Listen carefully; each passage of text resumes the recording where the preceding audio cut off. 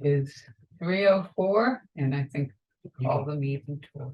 Okay, you could probably promote Sumner. Yeah.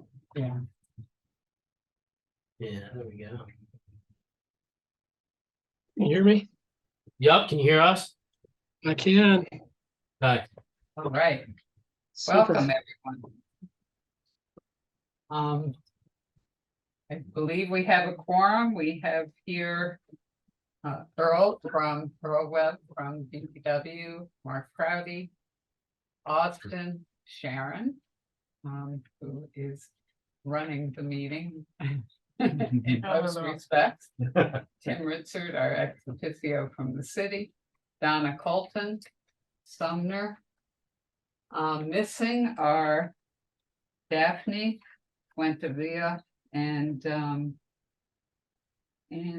Bob Heffernan. But we have a quorum, so we can start.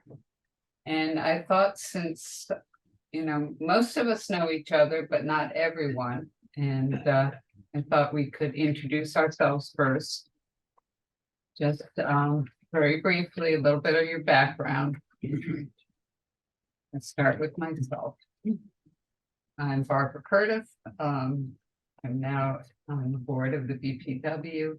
My background is in environmental science and environmental health. I worked in industry and manufacturing for more years than I care to count, in precious and platinum group metals, chemicals, and electronics primarily. And I've been a resident of Lewes for, I guess it's 12 or 13 years now. Okay. Donna? Hi, I'm Donna Colton, and I moved to Lewes about 3.5 years ago. My background is I'm a registered PE, which is a professional engineer, and my specialty is civil engineering and specifically water resources. Interesting. I'm Tim Ritzert, and I serve ex officio from City Council. I am starting my 4th year service as a City Council member. That's all I'm going to offer up. That says it all. That time in prison is not going to count for Yeah, I'm going to leave that. Yeah. I'm Sharon Sexton. I'm the executive assistant. I think most of you know me except for maybe Donna. I just kind of help organize meetings, keep everybody on track, or at least I try to. That's a full-time job. It's a big job, yeah. So Austin Callan, general manager for the BPW. I've been with the board for over 7 years now. I spent 5 as the assistant GM, 2 as the GM. That's pretty much it. Backgrounds in supply chain operations management. That's my degree. Fits right in with us. Yeah. Yeah, It's working pretty well for us. it sure is. My name's Earl Webb. I'm on the board of public works. I was appointed after Jack Lesher left, and then I came in and ran for a term. Moved here in 2015. Been here, living here for about 4 years now. Got it. I'm Mark Prouty. I'm used to be a civil engineer, environmental. I've been in the Lewes area over in Wolf Point for about 3 years. And he's designed water and wastewater treatment plants. Sumner? I'm Sumner Crosby. I'm not in Lewes right now. I'm a little bit north of here. I have a background in earth and environmental sciences, worked for the U.S. Environmental Protection Agency for a number of years. Have owned property in Lewes since 1988. Now live on Wildtown Road and just on the edge of the flood zone, as most of you know. I've spent lots of time worrying about sea level rise. Looking forward to seeing where we go with all this, but happy to be here. All right, before we get started, we do have a lot we want to cover. And when we look at the resolution, we'll see we don't have a lot of time. So I'm going to ask everyone to be succinct. I want to hear from everyone and want to benefit from your expertise. But if you just agree with what someone has just said, then Repeat Yeah, no. it. Darn it. Won't have any good idea. So if we look first at the resolution which formed this committee. Good job with the hyperlink. Nice. Yeah. I think the important part is when we get to, let's see, Right here. yeah. Section 2 says who the committee members are. No, I can't read it. Yeah. And then the next page.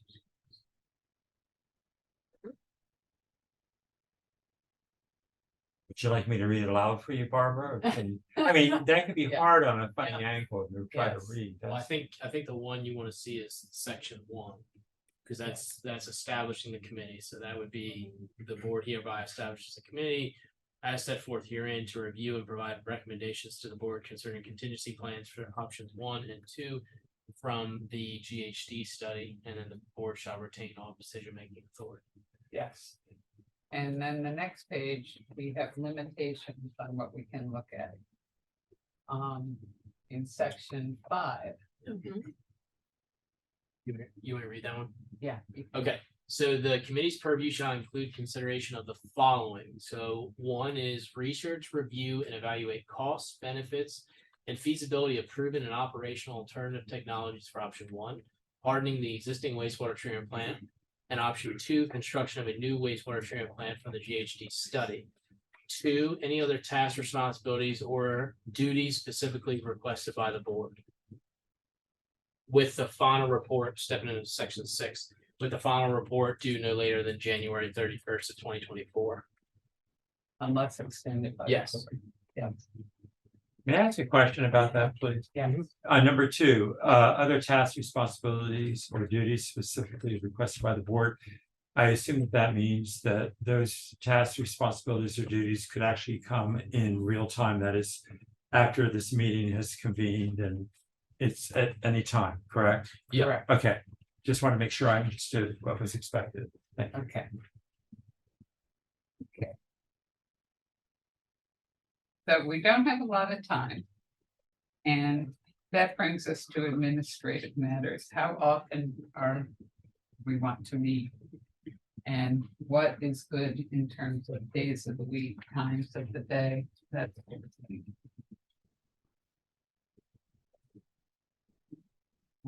I'm available, be it by in person or on. Almost that, you know. Great. Mondays and Fridays. are Except Mondays and Fridays. Fridays are not good for me, but Okay. I can do Monday in the afternoons. What about Wednesdays? Because I get board meetings. Yeah, we, And we typically do the wastewater on Wednesdays as well. Mondays are great. yeah, Mondays are good, I think. Works for me. Okay. So can you guys hear me? Yep. Yeah. So I typically am tied up in Monday mornings, so if we can do the afternoons, that would be better for me. I think better for all of us. Okay, Is 3 o'clock a good time? sure.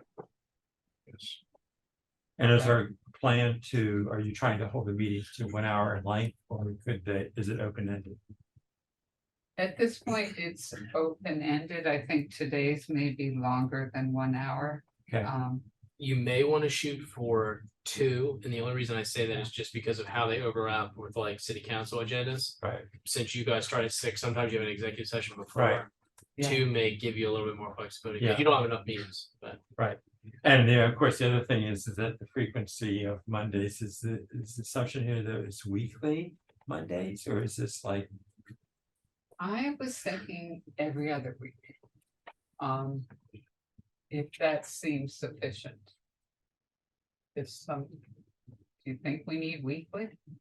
No, I just want to know, because in fact, if we're going to do it every other week, if we could leapfrog the Mondays council meetings, I would be very appreciative. So that I don't have to be here and then, So you the know, tough, I was gonna say, the tough part is it's gonna be, so the 28th the next meeting would be the 4th, but that's a holiday, which then would make the following Monday the day, which is the same night as city council, which would be the 11th. Yeah. So maybe we should meet next Monday. Except I'm gonna be away.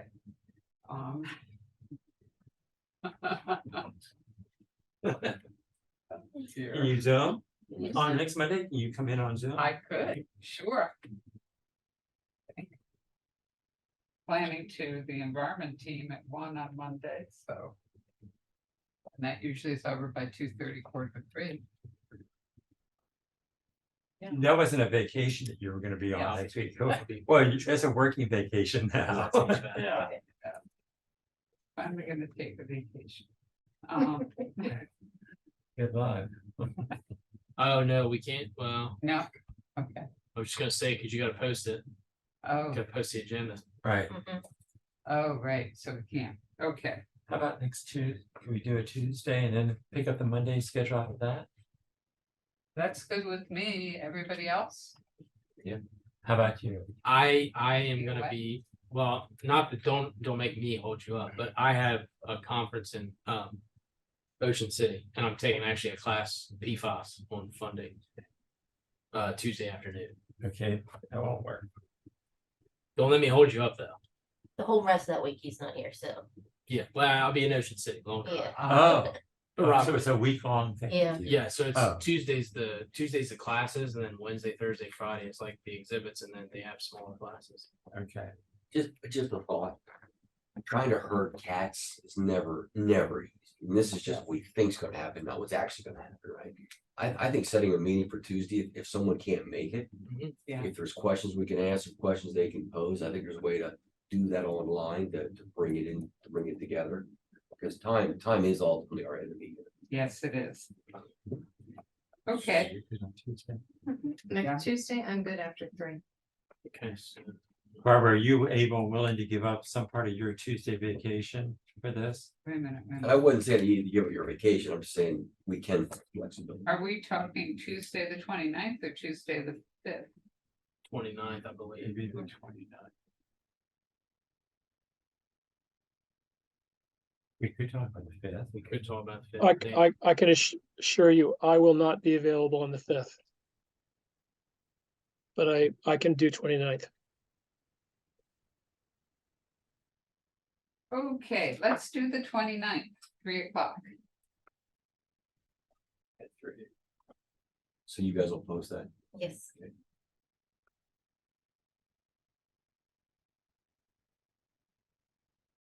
I didn't think of that's how you looked at that.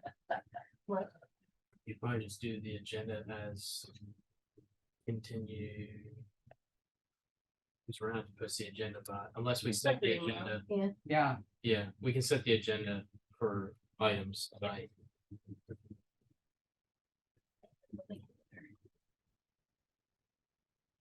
And then how about we look at scheduling the reoccurring next week, Okay. because you'll have my schedule, so you can see.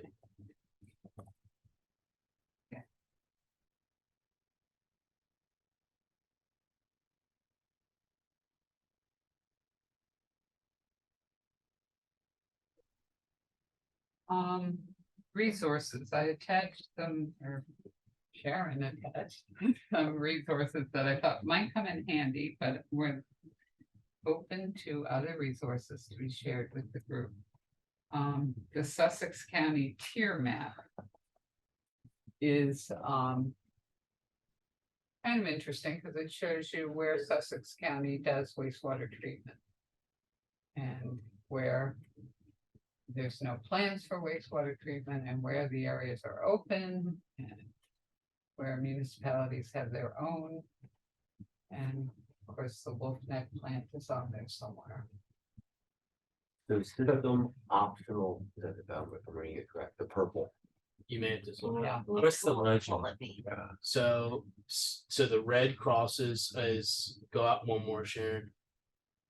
Or You wanna go back? just scroll this way. It won't let me. No, down here. So tier one is the Sussex County Unified Sewer District, so that's the areas that they're serving now. Then you have tier two, which is their planning areas, so the areas that they were looking to expand to. Coordinated, and you can tell some of this, and I know Hans has talked about it, some of this very coastal areas. You can see some open farmland, but there's a lot of established, so that would be people in septic.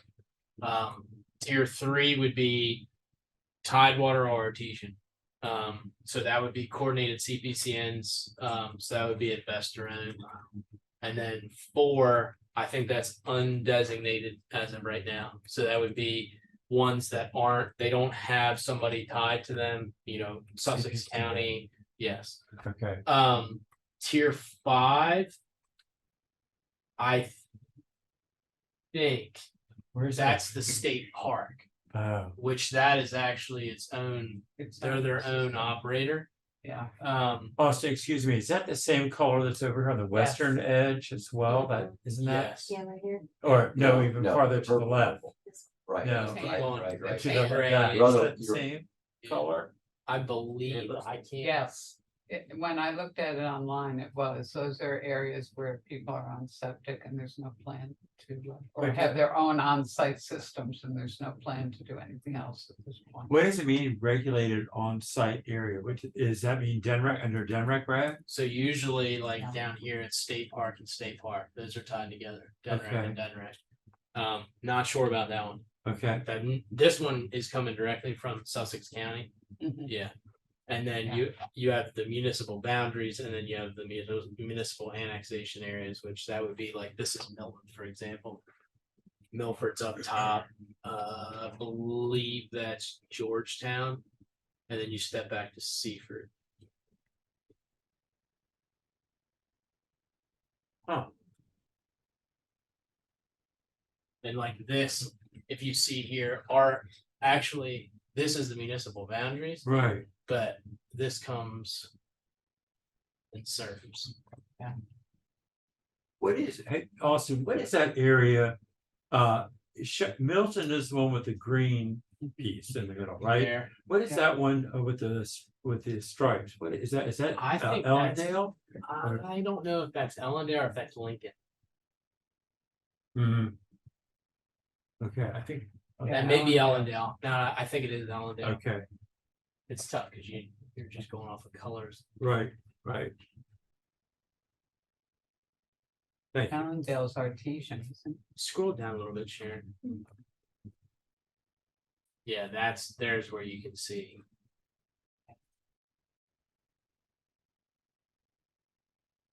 Oh, yeah. And while you have that map up, could you actually point the locations of their treatment plants? So scroll down.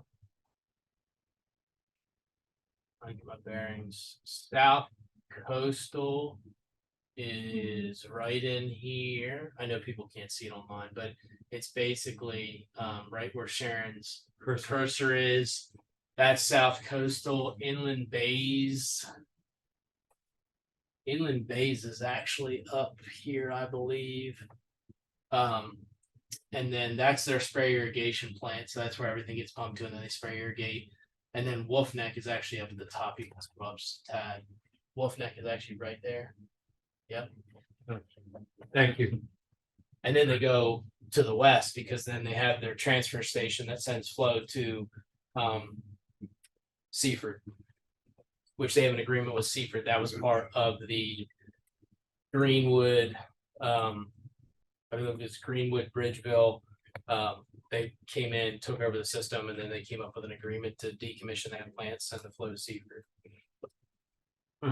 Thank you. Yep. And where is Hans talking about the outfall, the ocean outfall? The existing ocean outfall No, or the the one one that's proposed. proposed? The proposed? So it would actually be on, so right here is the Wolf Neck site. And the idea would be, it would go basically running at pretty much a solid line across underneath Gordon's Pond and either surface on the beach on the other side of Gordon's Pond or one long bore out like 2 miles and then come up and do the rest like open Marie Trench.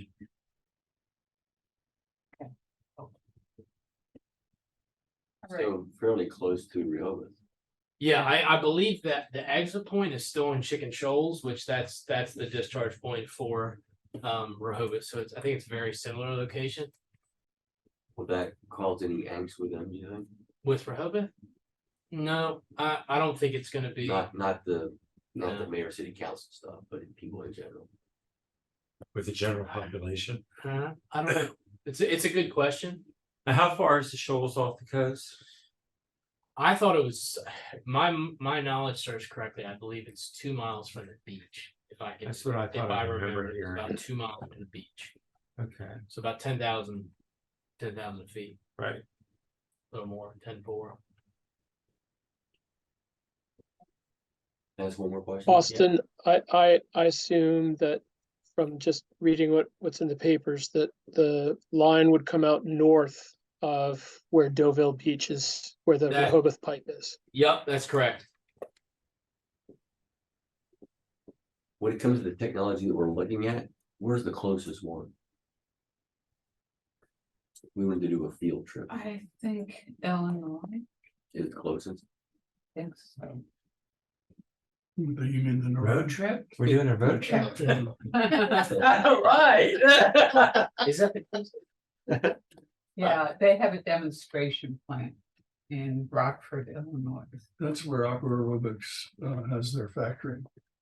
Ah, So they have their, Okay. they have, their batch reactors are shown there and their radar system is shown there. It's in a little town just outside of Chicago, Rockville. there's another one in Kansas. Kansas. Are you from there? I'm born and raised in Kansas. Oh my Right. God. Yeah.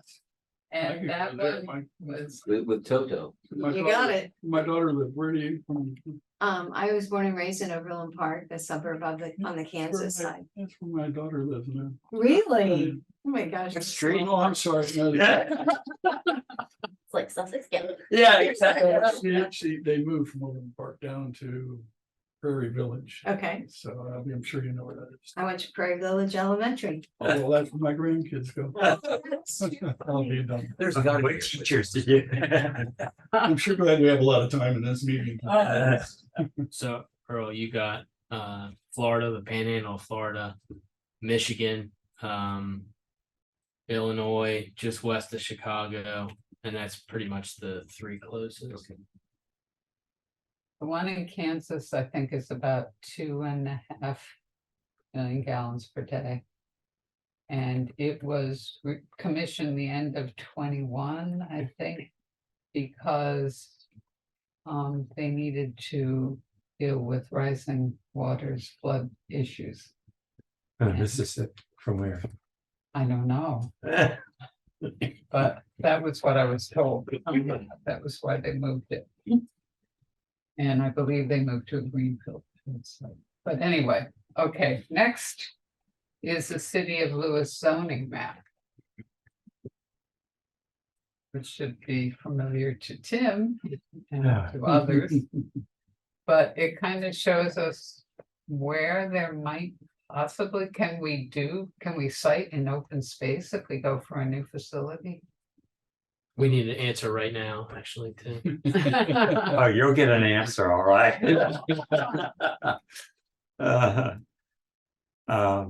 And that, I guess by looking at that map, that open space does not include the existing location, does it? Mm, Of where the current plan is. No, That that's will, that purple area that's. No, you No. would be. no, it's that green area, isn't it? Yeah, so that's open space. Mhm. Yeah, Go to your. So we flood could map. just say where we are. Can you go to the flood map? Right now. Yeah, I don't know. You gotta, I don't know if you can. Not filter from here. No. the- Toggle back and forth. Did you guys see the message that I sent? Yes. Yeah. So when I asked Hans about technology, have they considered any other kinds of technology? And he said, no, we leave that up to people like Barbara. That's what he said. this is wise guy answer. Yeah, but let's take it verbatim, right? So the question is, if we have a better mousetrap, could we put it on that location. Right. Gotta get the Which county to location, agree you to it, mean, the counties. the counties?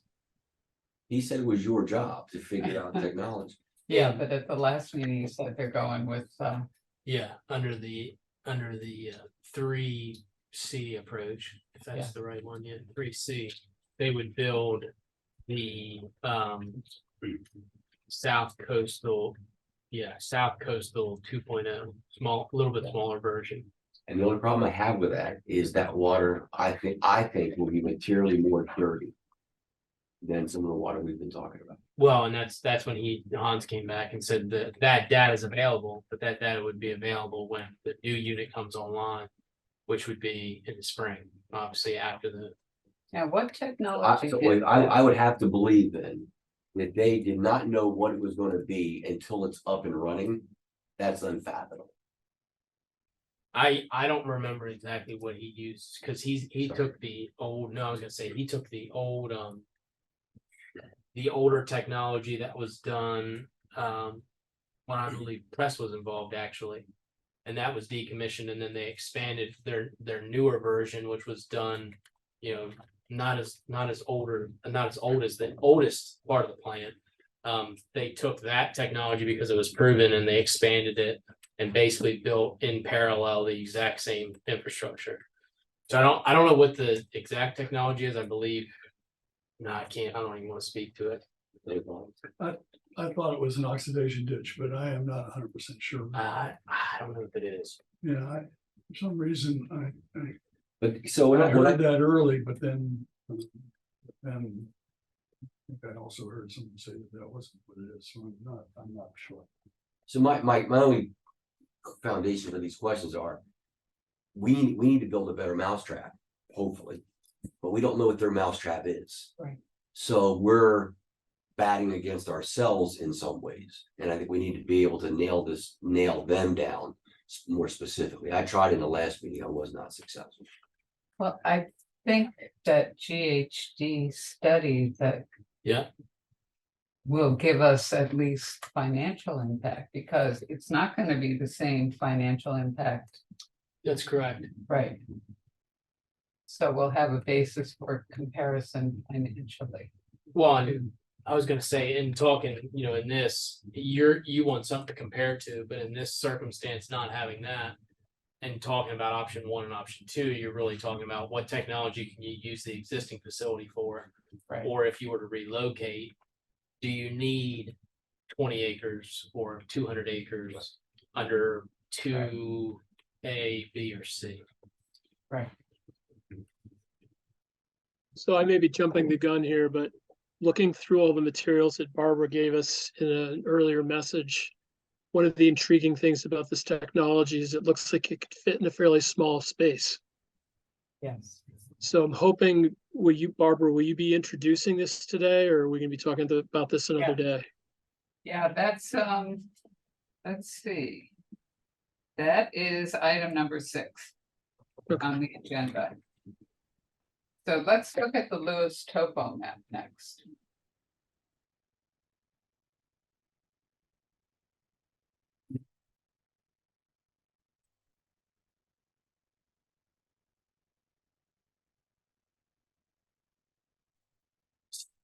Yes, thanks. And the thing I find fascinating is, see that 19 feet there? Yeah, Yeah. Yeah. That's an open space. right. So I found that a while ago as well. And my concern is that area over the years has started to get smaller.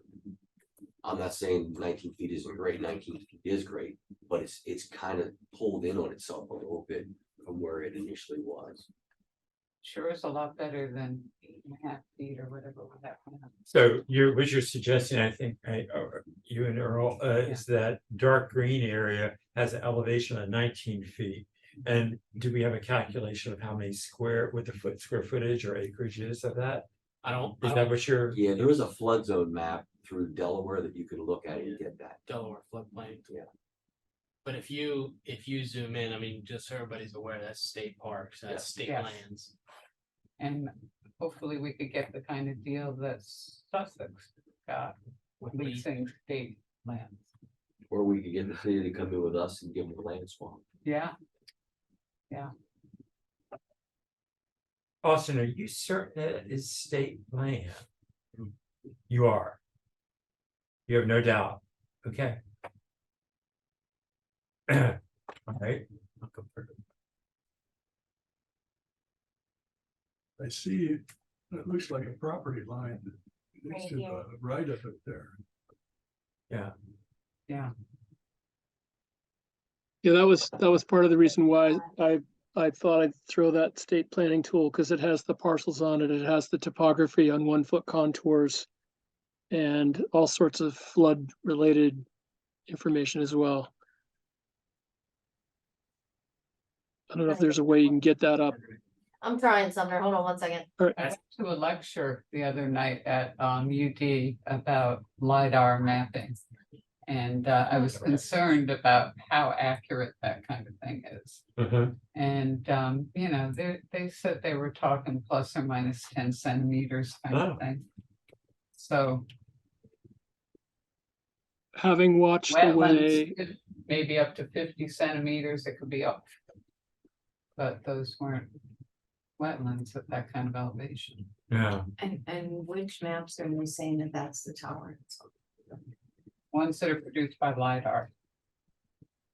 the map that is in that state flood planning tool, and probably the map that this is based on, this color thing that you guys have on the screen, those would be LiDAR based. Yeah. The old USGS topo maps are done with stereo photogrammetry. They're, humans looking through scopes and following what's in focus around a contour. It's a completely different ballgame. Yeah, the USGS maps, we can just forget about them.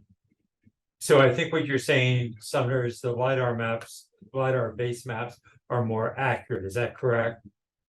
I think so. I mean, I think the state agencies have been using the LiDAR maps that they've been generating for quite a while. I mean, I know DelDOT uses them. Thank you.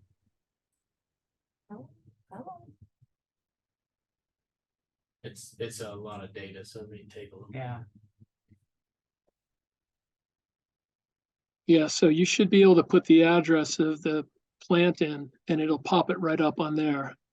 And then what you can do is go to the layer choice over here on the left next to the circled high and turn off the floodplain and turn on the contours. Well, no, here, I'll do it this one. Then I assume it's not within your flood. That's not.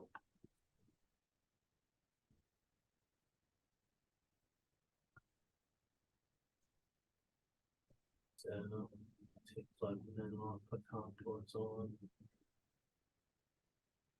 And if you click on the site, you get all sorts of detailed information about the elevation range. It'll show the parcels and all of that. So if you zoom in, the numbers will get smaller. Yeah, so here you have the existing site, 5, 4, 7. And then the site that Barbara was referring to, you have a 15 here. I believe it gets high. Yeah, 13s, 22s back in here. mhm.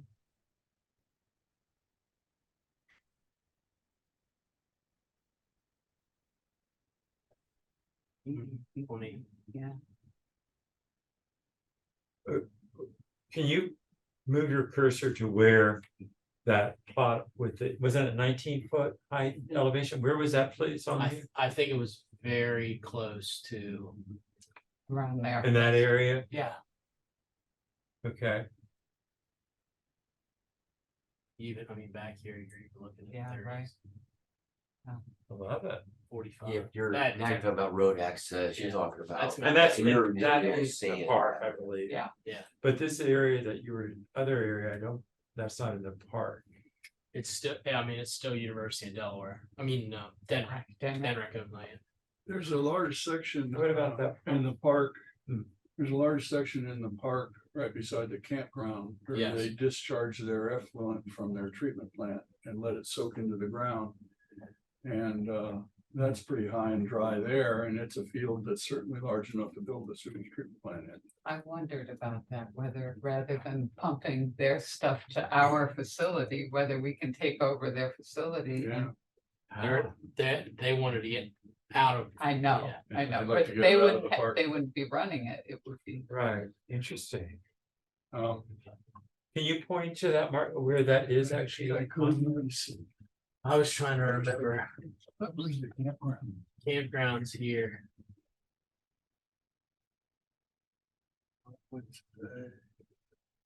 I thought. Look at the elevations in there, 32, 34, 38. Oh, is that? If you high? go on the, if you go on the bike path, that's Yeah. Dune Road. You go on the bike path, you come past the dunes, you climb up. Well, the bike path here. Yeah. That's not great. No, Walking dune trail. It's just a bunch of sand next to the bunkers there. I'm turned around, I'm sorry. That's the one that I always liked. That's great. Engineer East runs. Highway, Um, there's our plant. Yes, there's the bike trail, that's it there. Yeah. And so road B, Where's C, the and D are register? part of the So there's, campground. there's our. right? plant. This is where they There's the discharge Bridge is over their here. treated effluent, And the this treatment is plant's way where- out. Yeah. It's a very, very old technology plant, which is the reason why they talked about possibly getting Yeah, out it's of an it. MHOF tank. Yeah. oh, yeah. This area here with the green, can you go to that and see what feed it is? Yeah. You're right along the highway, right, yeah. Across from our plant. I believe the piece that you're talking about is like right here. I don't think so, I think it's closer. See? That's not. So just for context, I think you're right where that 15 is. Yeah, you could go. So if I just flip this on, there's there's your map. Yeah, there it is. Yeah. So So it's 10 and 9, so not that great. yeah, you have this little bit here, and then you Right. have that little bit there. I just don't know if you can build it on sand. Can you build it on sand? Oh, yeah. I guess piling. I agree with that. It's pretty good, actually. It doesn't ship very much after you get it in place.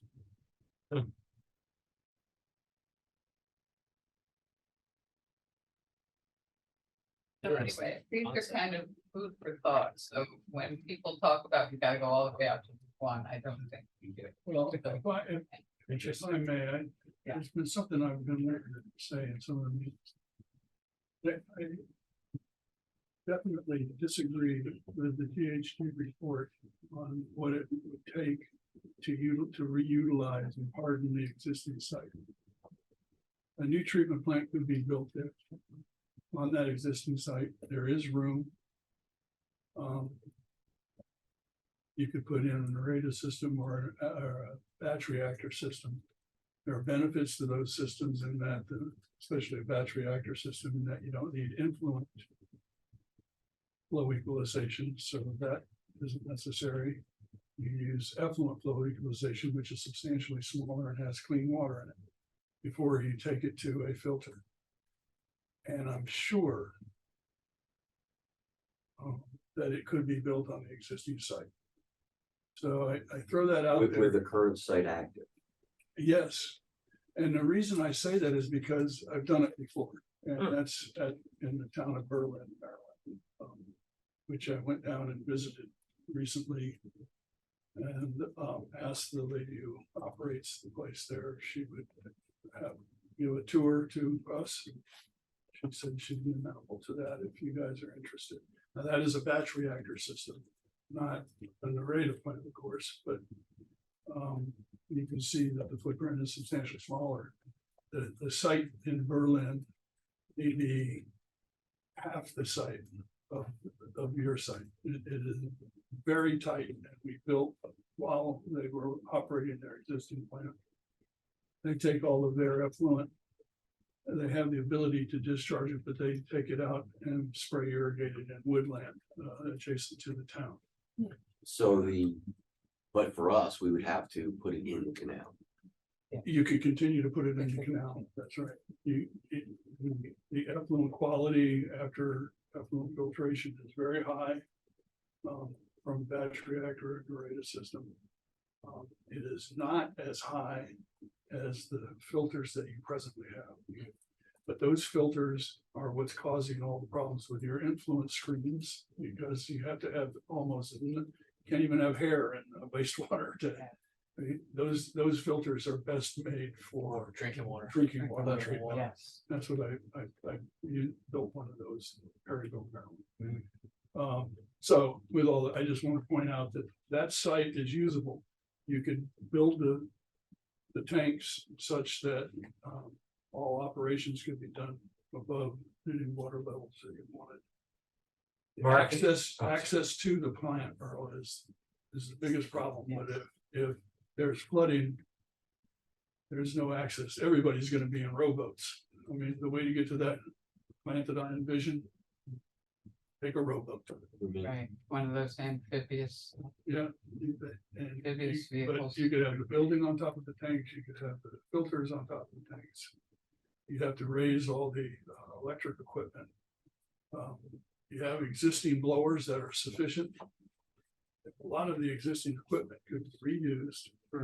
I don't want to go on too much on it, but I just feel like I get that into the mix. I love the idea of a field trip, yeah. Well, Yeah, I did too. I can make that happen if you know, let me know who wants to come. And, okay, and What size is their plant? That's just what I was saying. it's been a while since we built it when President Obama had that plan ready system and something. Shovel ready. Yeah. So how long ago was that? So my memory, It's gotta be pretty big, because they have a mix of industrial and they. got a yeah, mix of it's commercial. I And how want much to is say the it's population I wise? want to say it's 1.25, but I'm not 100% sure. I'll And it's find out. 1.75 treated, is that right? Is that That's the the measure? influent, rated flow of the treatment plant. 1.75? 1.2, I'm I sorry. want to say 1.25, and they're only using, there's 3 batch reactors, they're only using 2 of them, because they haven't grown into the 3rd one yet. And the batch, when you go, we can show you, it's got an interesting sludge handling system too, which may not be appropriate for this site, but So what I hear you saying is that a batch reactor system is another technology we should be looking at. I really think so. I really Okay. think so. And I say that because I worry a little bit about the narrative process when it comes to salt. But Did you approve maybe this? aqua aerobics could Michael. tell me otherwise. I haven't done it yet. I haven't passed it out. That's interesting. To give you a little advance for what I see as our assignment for next step. I'm not taking any assignment. I want people to come back with questions, Okay, things we need to ask about these different technologies to find out whether they fit. You okay, know, things like saltwater concern, Right. size, you know, all those kinds of questions that could make it not work for us. right. I'm gonna throw one question out real quickly. We're talking about the Berlin plant, right? Yes. You described the production in gallons. What about the square footage or acreage required for it? Do you have any I don't know recollection? what it is offhand. I have the old drawings of it. I had them. And actually you printed them out for me in a smaller scale. Just approximate. It was a, I would say that the site is 2.5 acres inside the fence, and we stayed inside the fence of the new treatment plant. Now, that's not the spray system, of course. No, So of they course. pump it pretty far over towards. but the Netherlands treatment River. part is what I'm talking Yes, about. Is yeah, about two. I'd say it's about 2.5 acres, just my rough estimate. Okay.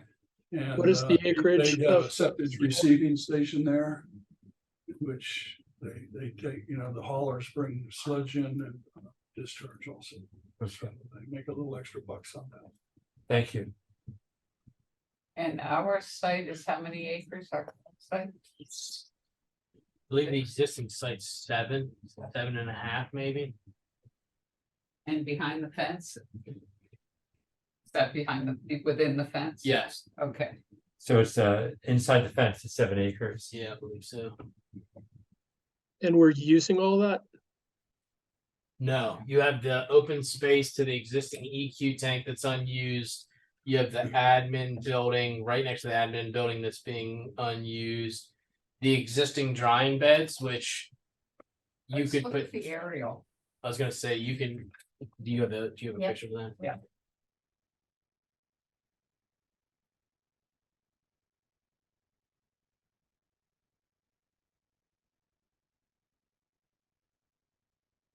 Yeah, so next to the admin building in the center, and then you have next to the EQ tank, which there's an old kind of maintenance and storage building to the left. And then you have the digester with the Kubota filters kind of in the entrance as you come in on the left-hand side. That's where your big blowers are for the air or the digester. And then you have now this picture's a little bit dated because you have the new drying beds just beyond where the drying facility was. On But you the have other this- side of that yeah, building. and then you have the center. Where the admin building is, right on the backside, you have an open area there. You technically have an open area in between both the headworks and the chemical slash process building and blowers over here on the side. But it's safe to say that for everything within the compound of the fenced area, it's 7 acres. Yeah, Is that right? I'm trying to find, because we Does- did the subdivision. Does the property go all the way out to that worm fence that's out on the upper The left? trail. No, that's two separate, That's two different. separate parcels. Yes, that's a laydown yard, which was subdivided separately. Who owns that? Technically, it's jointly owned between the board and the city, I believe. I see, okay. So it's. So it's not potential- impossible to utilize it for if we wanted to build there, No, I don't think it's impossible at all. okay. I will tell you that conversation should be had sooner rather than later, because that's where the entrance to the new water main that's going across the canal. Those discussions are being had Oh. now, Okay, and they were gonna put the receiving pit there and run open trench all the way down American Legion Road. okay, But I've always said from an access perspective, for the time being, it's even optically, you can see it, you can access it from the trail. So if you ran into issues with high waters, yeah, you can find a way to get in there. yeah, Plus Earl voted to have his Grady White available for anybody to use. I remember that vote. Yeah. Yeah, it's on the public record. It was a tight vote. Yeah. I know it didn't help. It didn't count. So can I ask a strange question? What do you guys want? Right? Because we're gonna have a criteria of a lot of different thoughts. So things that I worry about is water quality, whether it's ocean outfall or in the canal. I think a lot of people don't want it in the canal. Just because you're probably never gonna get another one. If you take it out, you're never gonna get another one in. This is my opinion. Things about ragging and technology scale, because if this is just our plant, it costs a lot more to run than it does to share with somebody else. So we need to think about this from a financial, technological, perspective, unless we can convince the county to do something that we want them to do with this technology. I just want, you need to make sure we've got a winning hand. If there is one to get, let's get it. But we need to understand what the challenges are in that hand. I totally agree with that. My biggest concern. All wastewater should be irrigated. If I were king, the city of Baltimore would be irrigating their wastewater. There's just no better way. And I was so upset to hear that the county is possibly moving away from it Yes. at the last meeting. Yes. No, that's just my. That was. Do they have what a I- choice? Does the county have a choice I about that? don't know, because they're being secretive about the archaeological find. I don't know what, unless you know more of any of that. I know nothing. No, I I just They thought that haven't, that they haven't was- said what was found and where it's been found, so Yeah, there'll I be a s- phase 2 study and, I guess more will come out from that. But, I find it, you know, there's always mitigation procedures. I find it hard to believe that a field that has been farmed for this many years hasn't already turned over all its arrowheads. But you know, it is what it is, and I guess we'll find out. I'm a little surprised that they're not saying what it is, but. But it's just my opinion. There's that other plot of land that they do not irrigate on, that they have access to, that's right up Wolf Neck Road from there. Another 75 acres that could be irrigated.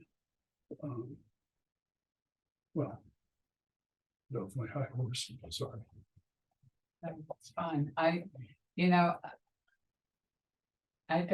agree with irrigation is the best alternative, but finding the place to do it is a problem. Yes. I think that, just discharging wastewater, although we don't, not in a drought area or anything like that, but just discharging is unfortunate. How, that being said, I don't have a problem with discharge to the canal if the water's clean enough. And at the kind of volumes we were talking about, I was worried about the county discharging their amount of their volume in half the time, and what that would do to the banks of the canal and, scouring and that sort of thing, and whether the quality would be as good as what we have. But, could we discharge to the wetlands? Well, yeah, that's oftentimes done, and I think, and the only reason I bring this up is because I believe it came up in conversation before. When everything was going on through the EPA conversations back in the early 2000s, I believe the conversation was had. Mind you, it was 20 years ago. Technology has changed, but I think originally Howard Seymour wanted to discharge into the wetlands and use it like instead of using it as an artificial wetlands, but as a Right. natural wetlands. Yeah. And I don't know if EPA ousted it or if it was just a rumor, but that, to my knowledge, was discussed, I think. And you go with that based on records that you've accessed or conversations you've had? Yeah, I've talked to Gary about it. Yeah. They talked about it then too. It seems to me, and that there was, when I looked at the size of the tank it would take to discharge, I did that paper for y'all, how big a tank would you need to hold water to discharge so that it would only go into the canal when the canal was running out Roosevelt Inlet. And at that time, I think I remember someone saying that the wetland itself might be damaged by fresh water because it's not saltwater plantings, Yeah. and so I've that's a wondered problem. about That may that. be a problem too. And you have to get it, so you have to get it past that old railroad berm too. Because the Right. railroad berm kind of serves as the continental divide between more of the brackish water and more of the salt water. Yes. So, And is that railroad infrastructure still there now that It's the old The tail. mounds there. Yeah, you a can ma- still just see a it. mound, yeah. If you go to an overhead, you can actually still see it. okay, and is that going to be removed as part? It was like abandoned in place. It was just the old railroad line. Okay, So what you're suggesting is that wouldn't work because of the freshness of it. I believe there may be a concern there. do we have that same kind of concern now with the water that has been fully treated and moved into the canal? It's said to be very, very clean water. Yeah. And it's moving into being dropped into a saltwater canal, right? I think that the amount of dilution, the volume of water in the canal is so great I see. compared to what you're discharging. It is not a problem. I see, but it would be a problem with this other kind of plant. You're not, Because it's not as clean. well, you're not discharging it directly into, for example, a saltwater body. You'd be putting it into a marshland that has saltwater and freshwater retreat. Right, And so you would be Flushing it. you would be essentially inundating the marshland with fresh water instead of almost like a natural occurrence happening. Right. I understand. what I you're want to saying. say that was the concern back then. Again, different time, different place, but Yeah. Right. Does anyone want to take on the assignment of checking into whether that's out of the question or a possibility? Sumner, do you have any contacts in EPA that might be able to? I mean, my contacts are very dated, but I'm happy to do some research and see what I can find. I think it's an interesting problem, particularly what you guys are talking about between fresh and saline, and I think it's going to be a problem. And of course, as time goes by, that mixture will change, right? As water comes up, it'll be more saline. Right. Buy more. Everything's changing in this wetland environment. One question that I've been wondering since the beginning of this whole analysis is, what actually is the discharge of the canal? Mark just made a point about, the dilution ratio. Do we have any idea just how much water is flowing by that pipe? I don't, Sumner. on the saltwater side or on what's Yeah, going out in- of the pipe? In the canal? Pretty massive. Oh, yeah. What's the flow through the canal, you mean at Yeah. the old railroad bridge? Or at I would think the that district? someone would have captured that by now. I'm assuming it's in the original permit somewhere. When did the existing facility go into operation? Oh, before or after the upgrade? So before the upgrade, like 1950s. Okay, and then after the upgrade? Upgrade happened in 2006, 7, and 8. Went into service 2008. Right. Seems to me that if we could discharge fresh water, maybe we could keep the saltwater intrusion at bay a little bit. Out in the bay. That's so down in so our well company AC Schultes is actually working on a project in just outside of Norfolk.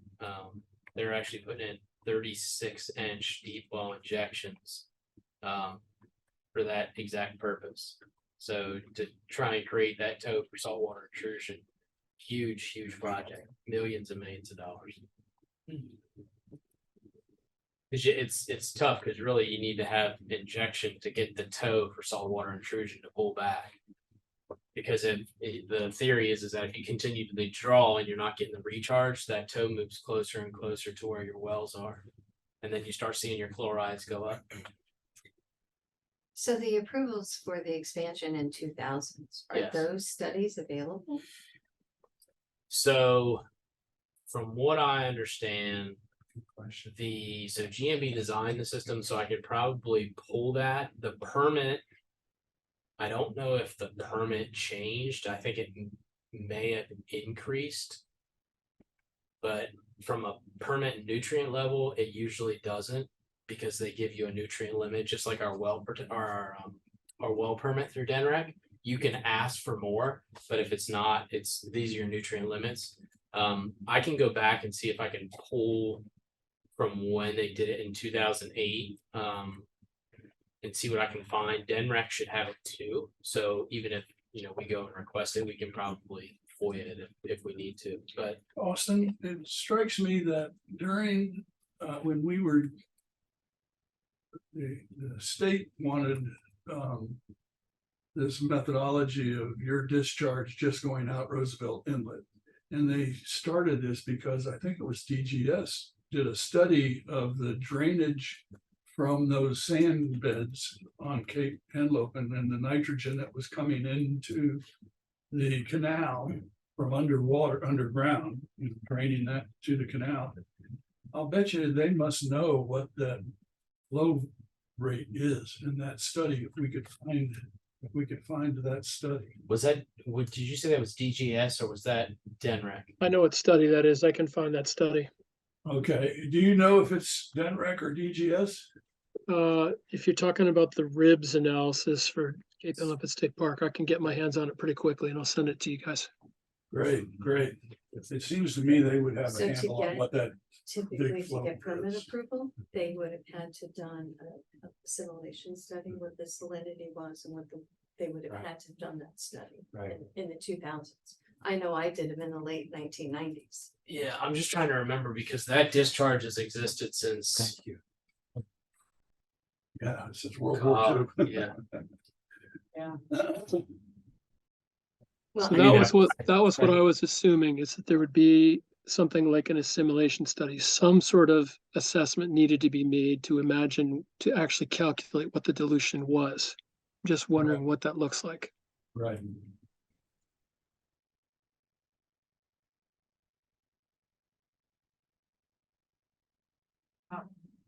Lots of good ideas. I'm enjoying this. I hope everyone else is. Okay. Moving on to, do we need to go through options 1 and 2 to review them? Because I had Sharon very kindly cut a lot of the GHD presentation down to size, so we just looked at options 1 and 2 to see what it is we're trying to do better than. I have a quick question on that. Okay. Because I'm the newbie here. So this GHD study, what was their task? their task was to look at the existing facility and look at really 3 categories. One was the hardening of the existing facility. Okay. The second one was a relocation of the facility, and then that had subcategories. The third one was the partnership with Sussex County, which at the time was only looking at a artificial wetlands, man-made wetlands, or what was it, man-made wetlands, or piping it back to the existing discharge point. So we would be relinquishing our NIPD's permit and giving that to Sussex County under that option, and the option on artificial wetlands because it's still a discharge. The 2 series, which was moving the existing facility, still owned and operated by the BPW, that had 3 categories. One was spray irrigation, one was pipe back to the existing outfall, and one was an ocean outfall. And they came with price tags and MCAs attached to them. Okay. And then option 1 was hardening the existing facility, which that had like a 3.5 million gallon EQ tank. Basically building a berm around the entire facility. Yeah, that was. How about the pump stations? Were they in all of them? All the Yeah. options? There was a pump station for each one of the options, and it was the reconfiguration of pump station 3, which is right on American Legion Road. So they, But the other pump stations were not included, correct? Right. That So would I have been know- option 1. Yeah, option 1 had one too. Had 1 to what? Had another upgrading of a pump station 3. Right. But pump station 4, which has now been suggested would be upgraded, remodeled, whatever you want to call it, was never part of the original proposals. There was correct? still an upgrade of a pump station. It's a matter of if you wanted to send the majority of your flow from 4, which is the most confined, but also the biggest, Right, or from 8, but you still have to get the flow from one side to the other and then Correct. build a more regional pump station. Right. Go ahead. I was just curious, because earlier there was discussion about looking at other technologies, and so I didn't really hear that they were to evaluate other technologies. There was more. They did kind of, and I'm trying to remember the exact, it was just, Classic activated stuff. it was a classic activated sludge with, oh my gosh. Oh, I'm drawing a blank. That's okay. I just was trying to get the back. Think of it as the vanilla type system. Yeah. Nothing crazy. The system that's in there now was a combination of working with EPA and with the board. But that system truly is meant and built for water, so domestic water. So you see them in Western Maryland, a lot of like from reservoirs. But they do use it for wastewater. It's just very, very finicky. Your parameters are very tight. just because of the product that it produces. I mean, if you walk through that plant and you sit at the bottom and you look at what comes in versus what leaves the plant, it's bottled water essentially. It's gotta be a lot of maintenance. It is. I mean, the filters themselves. So when we upgraded the filters in 2020, you have $1.5 million in filters.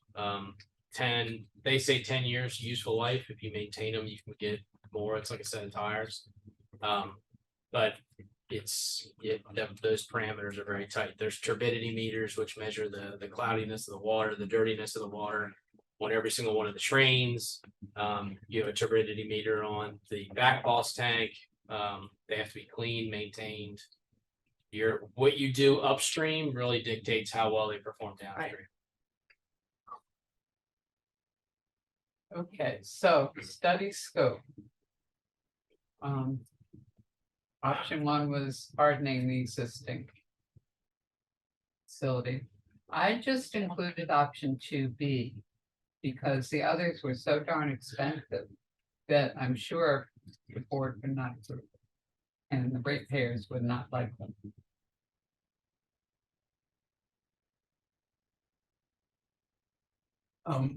Yeah. On option 1, you have the 1.5 MGD as their rated average daily flow.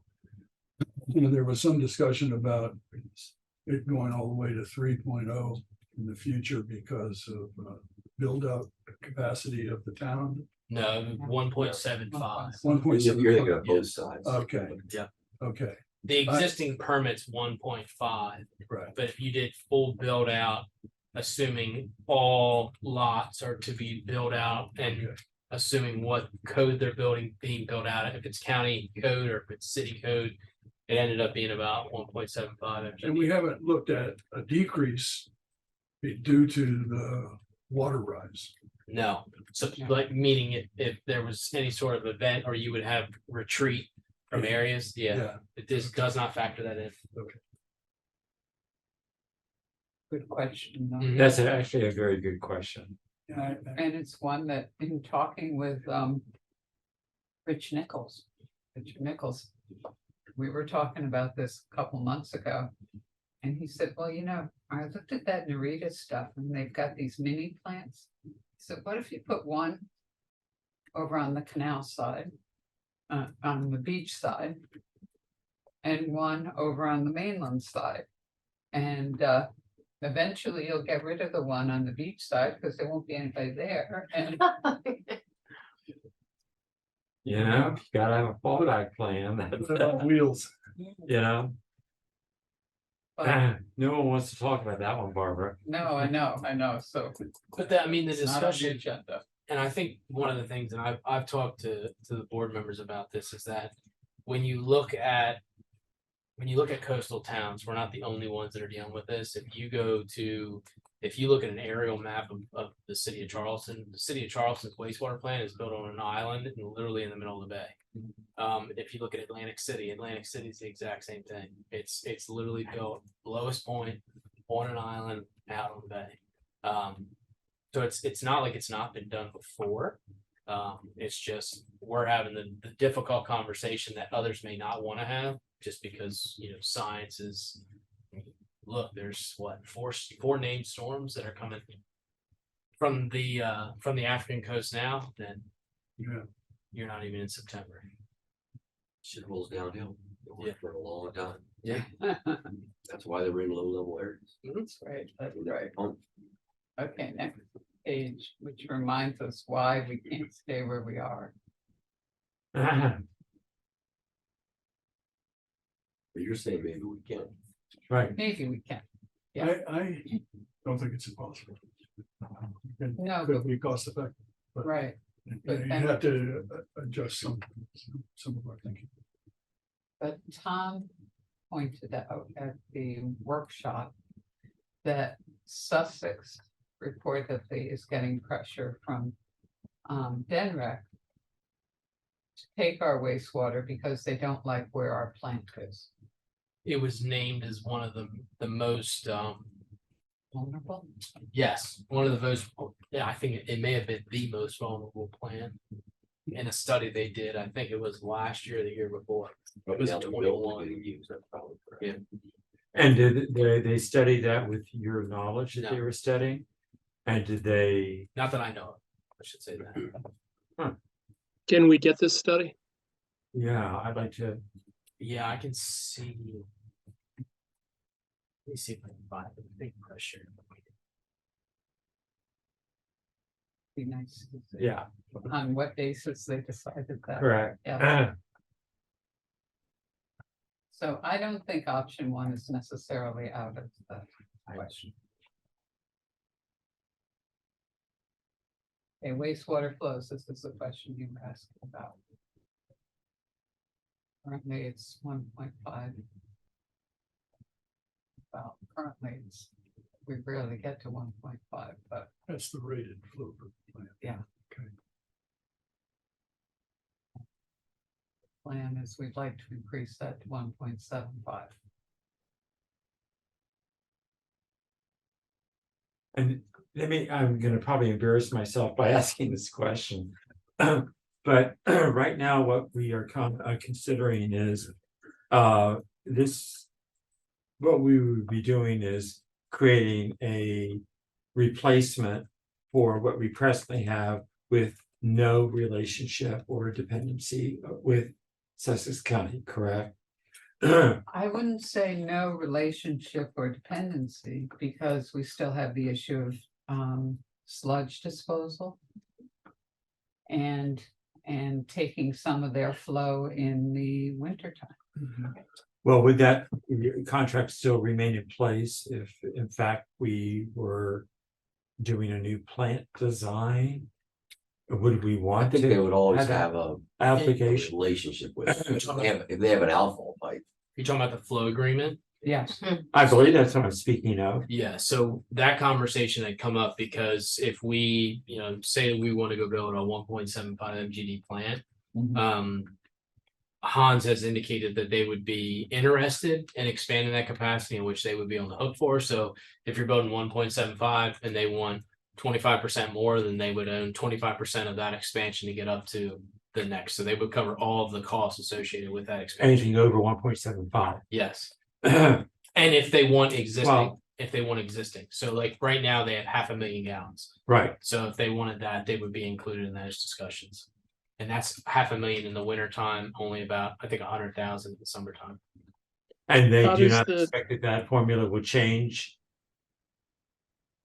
Going forward, they still with the summertime, they only need 100. Well, I will tell you that the conversation, just as if Mark talked about in the beginning, was that if Denrec comes for whatever reason and says you need to start bringing your, for example, your spray irrigation down offline, I'm assuming they're either going to do one of two things, and it's either they're going to one of three. They're going to invest in sending it to Rehoboth, they're going to invest in sending it to us, or they're going to invest in sending it back to Inland Bays. Because if they have to start bringing their irrigation down, they have to find a way to send that capacity somewhere. Or an outfall. Correct. I think they do an outfall. Their own outfall. yeah, I think that'd be hard pressed to get a permit from them. Ocean outfall, that Oh, I think ocean that, outfall, yeah, I think that's it's, nice. Yeah. They don't do outfall. Just to remind everybody, I mean, I think it's interesting why outgoing tides were the only time that option 3A, B, whatever, we're going to be discharging into the canal. I think there are issues with the Rehoboth Bay TMDL. I don't know that it's a slap shot to add another pipe to the Lewes and Rehoboth Canal. Oh, I don't think it wouldn't be another pipe unless it's an outfall, Well, that's what I mean. ocean outfall. out, yeah. yeah, there are Oh, okay. outfalls that go into the canal, yeah.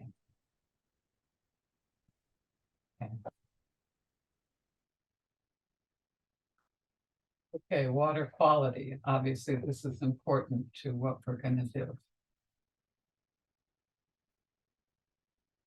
Conditions of the existing and PDS permit.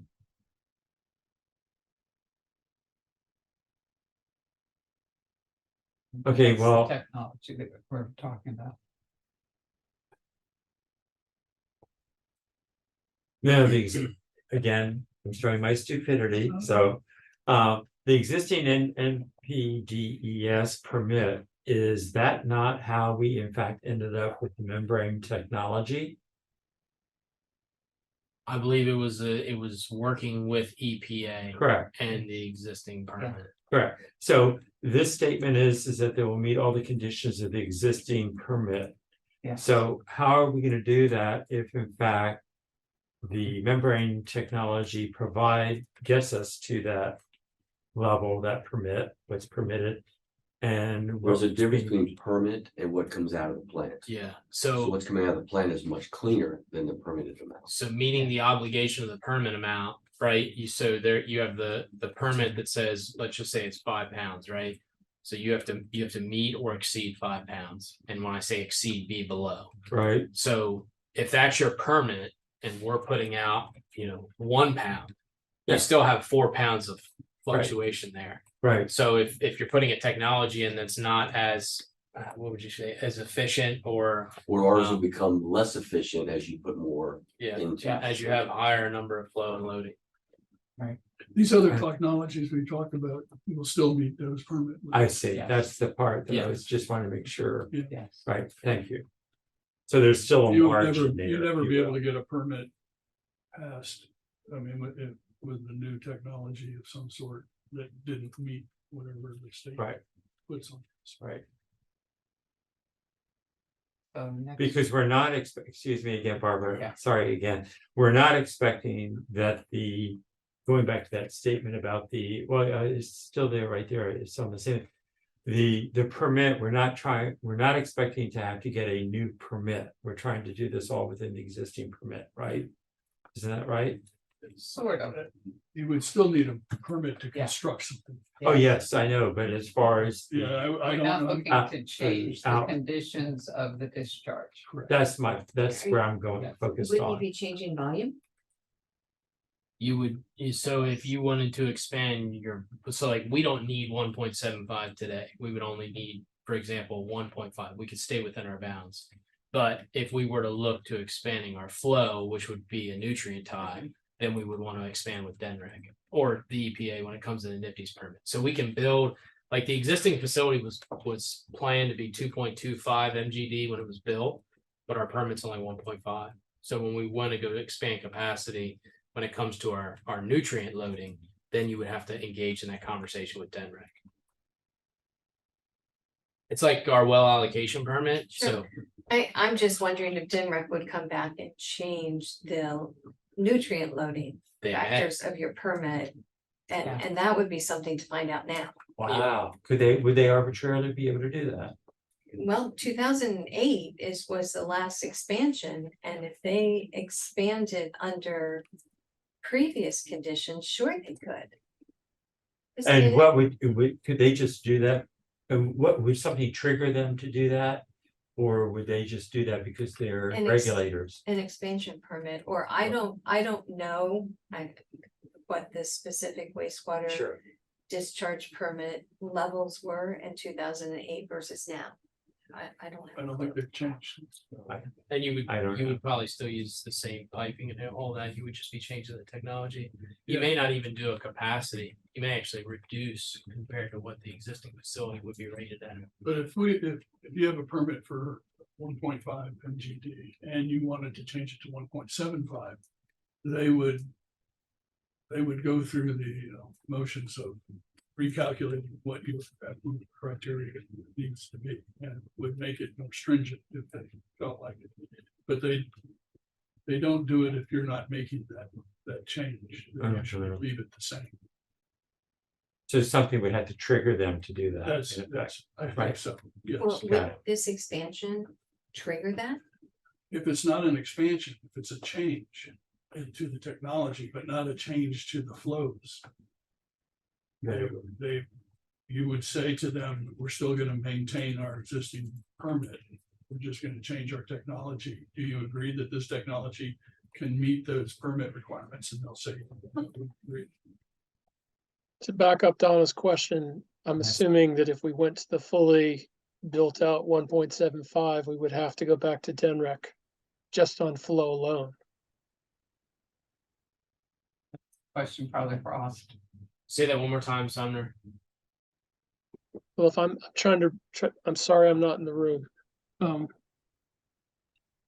Going on what you've said about what the maximum permit volume is, I think it's 1.5 for the DENREC permit. MPDS permit. If we were to go to the 1.75 milligrams or million gallons per day, we would have to go back to DENREC. That Yeah. sounds like an expansion If permit process. Yes, and that would be if you were to go for that, like right now. Like, for example, just for comparison, say our plant runs at about 0.8 to 0.9 MGD on a monthly average. So we're only running at maybe 55%. Sometimes we'll hit 60 if it's a heavy rain. So the question is, like, if you were to go back and put new technology in, it's would you go to DENREC and try and get an expansion on the existing 1.7 or 1.5 to go up in nutrient loading and on flow, or would you just continue, because we just submitted for our NIPD's renewal back in June. So the question is, would you go for that now, or would you wait until you come up for your next renewal in 5 years? Because we don't need it now. Correct. You don't need it now. However, if you were to change the technology, you should probably change it to something that could be easily adapted Yes. to the higher flow rate. Yes, right. Yeah. And I would think that all of that would have been included in the financial analysis. When it comes to So you're, The GHD You're- study. yeah, Right. so either you're hardening your existing facility or you're relocating for capacity, right? So if you're gonna change your capacity at some point, it's not necessarily for capacity. No. okay, It's more for the environmental changes around it. okay, It's not a capacity trade. it's not a capacity No, issue, no. okay. Okay, so let's look at what. But our it is, water but quality I will say that it's a very good point though, Yeah. because if you do and say that nutrient loading changes for whatever reason, that has to be factored in. Obviously, that comes directly from DENREC, and DENREC probably wouldn't comment on it until you gave them plans. But through our initial conversations, just talking about what the board's going through, with having these, not only internal conversations with option 1 and option 2, but also option 3 with Sussex County, it hasn't been brought up that that would change. But in option 3, which is the partnership with Sussex County, because you would have the transfer of permit, you would have to do a very detailed, and the benchmark was set that we would have to do a very detailed canal study, which would tell you if it's still 5% goes to inland bays versus going after the Rehoboth Bay. or So Delaware Bay. is your NIPD's permit just in Lewis's Yeah. name? Not, so Sussex, so if you had a Yeah. partnership with Sussex, then you're in a whole new permit. Yes, Right. it would not be our permit, it would be Sussex County's permit. Yeah. And that permit's not assignable, correct? It's not assignable, but it would be, you remit one and. Right, you retire one and get a new one. Yeah. Okay. So just a reminder, this is what our permit limits are now and where we stand in relation to. And this was, this, just so everybody knows, this was done, the work for this study was done in 2021. So your data's, it's got a little bit of a lag because the study was done about a year and a half ago. Yeah. I'm sorry, I don't have a background in NPDES, but to me, one of the things that's always sort of interesting are the instantaneous or short-term values versus the averages. You know, look at the nitrogen. The maximum is 7.7 in your performance over the year. That doesn't give me the sense that we have as much room in the system as sometimes was characterized in these public sessions. It's a good comment. And there's not a permit limit on your flow? So the permit is, so the permit says 1.5 MGD, Okay, but it's really nutrient based. So that's when you look at your phosphorus and your nitrogen.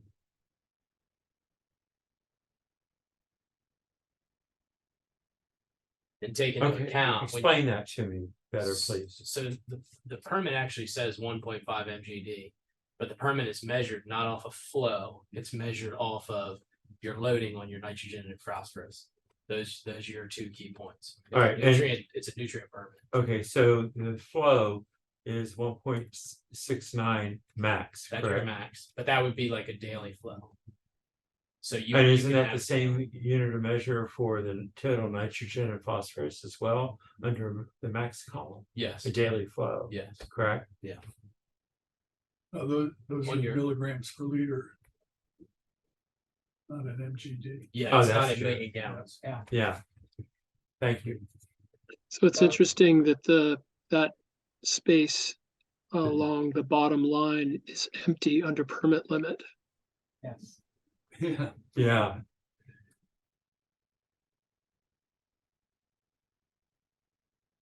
Now 0.9 is average too, so you gotta think that includes Sussex County's flow. So in the winter time, take 500,000 gallons out of there.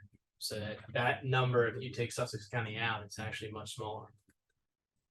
Which But is to the- something you guys were talking about with this archaeological finding, seems to me that's a big question mark right now. How much more flow we might get from the county in the near term. good Yes, point. Yes. Good point, Sumner. Yeah, Very good point. because if they can't do the spray irrigation, And what, under the contract we have with them, the agreement we have with them, how much could they flow in this direction? it's capped right now, so it was expanded upon, I think. Once, and it went from 4 to 5, so their max in the off season is 500,000 a day, I think. And then the prime season is 100,000 gallons a day, which would be in the summertime. Right. And then if they want more, then they have to pay an impact fee associated with it. And then if there's any upgrades associated with capacity, then they would be involved in those upgrades. Thank you. Mm-hmm. okay, next one. what else do we have? Yeah, I know. Walls. We need to spend a whole lot of time on that, just a reminder that that was the plan, and the disturbing thing about that plan was the bump out on the bottom. Well, they hear the aeration. Yeah, I was a lot more disturbed than just that. yeah. Can you explain, what do you mean by that, Barbara, please, excuse, and Mark, what do you mean it was disturbing? Well, first of all, that would put you in the wetlands. Yeah, that's That an green box at the bottom of. Yes. Yeah.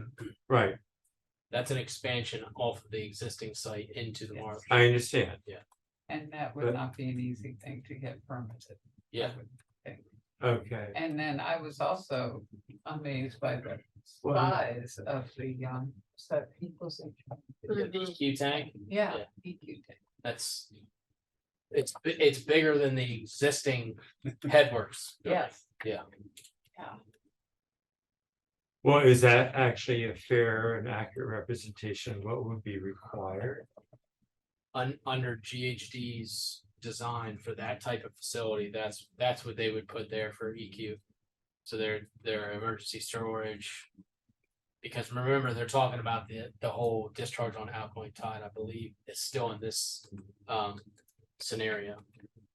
Oh. I didn't Right. think Which so. isn't something that's necessarily a criteria now, but could be in the future. I believe. There's a lot of options, so I may be getting that mixed Yeah. up, but I know that the storage was very I large. don't remember them mentioning that, just that outgoing tide. They may not, that would have been on a new plan. Was there an analysis done without going into the wetlands?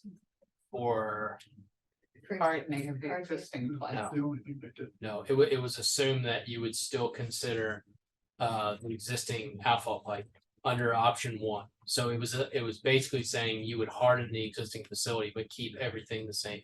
But not harden the facility within the existing property lines. You would harden the facility as well. That's why you got like the new aeration basins, the new EQ tank, a stormwater pump station, which would take all the runoff from on site and pump it out the berm that you would be creating. But You that, need a new aeration. but that basin to bump out, expand it. Could that be someplace else? is that bump out on the property just going into the wetlands? So the property was not subdivided before this conversation. Okay, As part of the MOU with the city, it was subdivided, so that would actually need to be re-subdivided, or that line would need to be distributed to include that, should option one be the one they go with.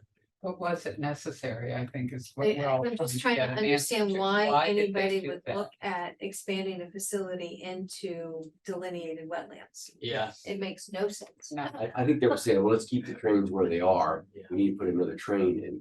Can't do it this way. Let's do it that way. yeah, because that's Well, that Well, side of it's the. just not reasonable. And getting back to what Mark suggested earlier, is there anything about why that new aeration, what is it called, new aeration Aeration basin. base? Is that the only location where that could be placed? You, Anywhere and also the, but it's expanding, so this is where your treatment's happening. right, So instead of going this way where you have a chemical building, they went this way out towards the marsh because Right. they don't have a conflict other than the marsh. So if you were to go this way, you have a building that's in the way, which is your existing chemical. yeah, I understand, but I'm thinking if you go to the south, to the right, if you will. But that's where your discharge piping is. So Have you- parking lot. Yeah, and that's the other thing is going. Well, then, Then- so this would be, you're expanding the existing treatment facility. That's where your membranes are. So you want to stay in line with the existing membranes. Gotcha. So Move the chemical building. Or just move the whole membrane system. It just doesn't that's- make sense to try and evaluate an option that has you Right. permitted in a delineated wetland. Which sets you up for failure. Said, Yeah, that's Right. exactly what they were Right. doing. I mean, so. Yeah, and that's a just- prejudice that should be, Yeah. fully vetted Yes. and understood and appreciated. Okay, excellent. Very interesting. New, yeah, still continuing. Yeah, that's the new pump station, their new regional pump station. Which would replace the existing pump station 3. Mind you, again. If you look at elevation wise, this is about a 4, maybe a 3. So you would be building this pump station in the floodplain. Under their design. Yeah, And would that be elevated though? So if you've been down, the Oh, yeah. existing lift station is elevated, you can see the wet well, Right, it would be higher than that. it'd be even higher.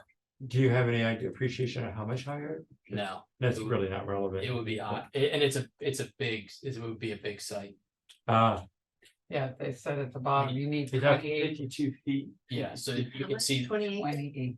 That's what they said. we 52 need by for a new 20, site. no, by 37. 52 by, 37. yes, it would be 20 foot off the existing Mhm. pump station. But just- Oh, yes, This is your footprint, right. that's the existing. And the measurement of the building is 37 by 52, Yeah. right? So question about this one is this, what technology does this particular option use? Is it basically the same technology that the plant uses now? Just a new version, or is it more of the Under- conventional stuff that they're always talking about in 3A, but located here? If you're talking about under the one scenario stays with the membrane filtration. The 2 scenario uses, and I forget what it is, so I apologize, but it's the vanilla treatment. Right. Which is the very basic Activated Sludge, What is it? That's- activated sludge. is the Thank you, treatment. thank you. So- Actually, all these are activated sludge, Yes. but the component methods by which they're put together in tankage, and there's a very old fashioned conventional way of doing that. That's what they used in there. So Assessment. building on that, I mean, based on the reading I've done from Barbara's references regarding this new technology, that can be done in a much smaller footprint than 20 acres. Absolutely. Yeah. 5 acres maybe. And that's GHD, they did the vanilla when they did their presentation and said that they would get into the details of treatment. When they got to a point where something was selected. Unfortunately, it has a high price tag on this. Yes. They're Lead you consulting away from- engineers, right? You gotta consult. Yeah. Austin, do you have a I know all problem about Yeah, it. exactly. with submersible pump station? Just Have bring you it seen on this in, as a right? triangle wet This well should go on for situation? years. I, me personally, so we have 3 wet well, dry well, and they're good pump stations, but I like submersibles. Me too. So Okay, just curious. yeah, so pump station, And is that for function or efficiency? May I ask what your preference? Why you? it's so you don't have to pull a pump when it Mhm. comes to well, if you're doing a submersible, it's just like it sounds. You have Yeah. a chain system that goes down, and you would just pull the pumps out, and then you can work on the pumps. I see. In a wet well, dry well, you actually have the pumps exposed Uh-huh. up top. Right. It's in more space because when you're just doing submersibles, you don't need to have the building that has a separate dry well. But And their design was for a dry well. Right, yes, that's a wet well, dry well system, proportional, which makes it bigger. Right. So actually the size of that building could be reduced if a wet well was. yeah, they were doing submersibles. Right. So And they were given no parameters on what they came up with as far as their proposed design. It was, okay. Okay, Could we have a 5-minute Right. bathroom break? yeah. And where's the nearest? It's downstairs and walk towards the kitchen. Yep. Okay. I'm following you. I have no idea Yes. where to.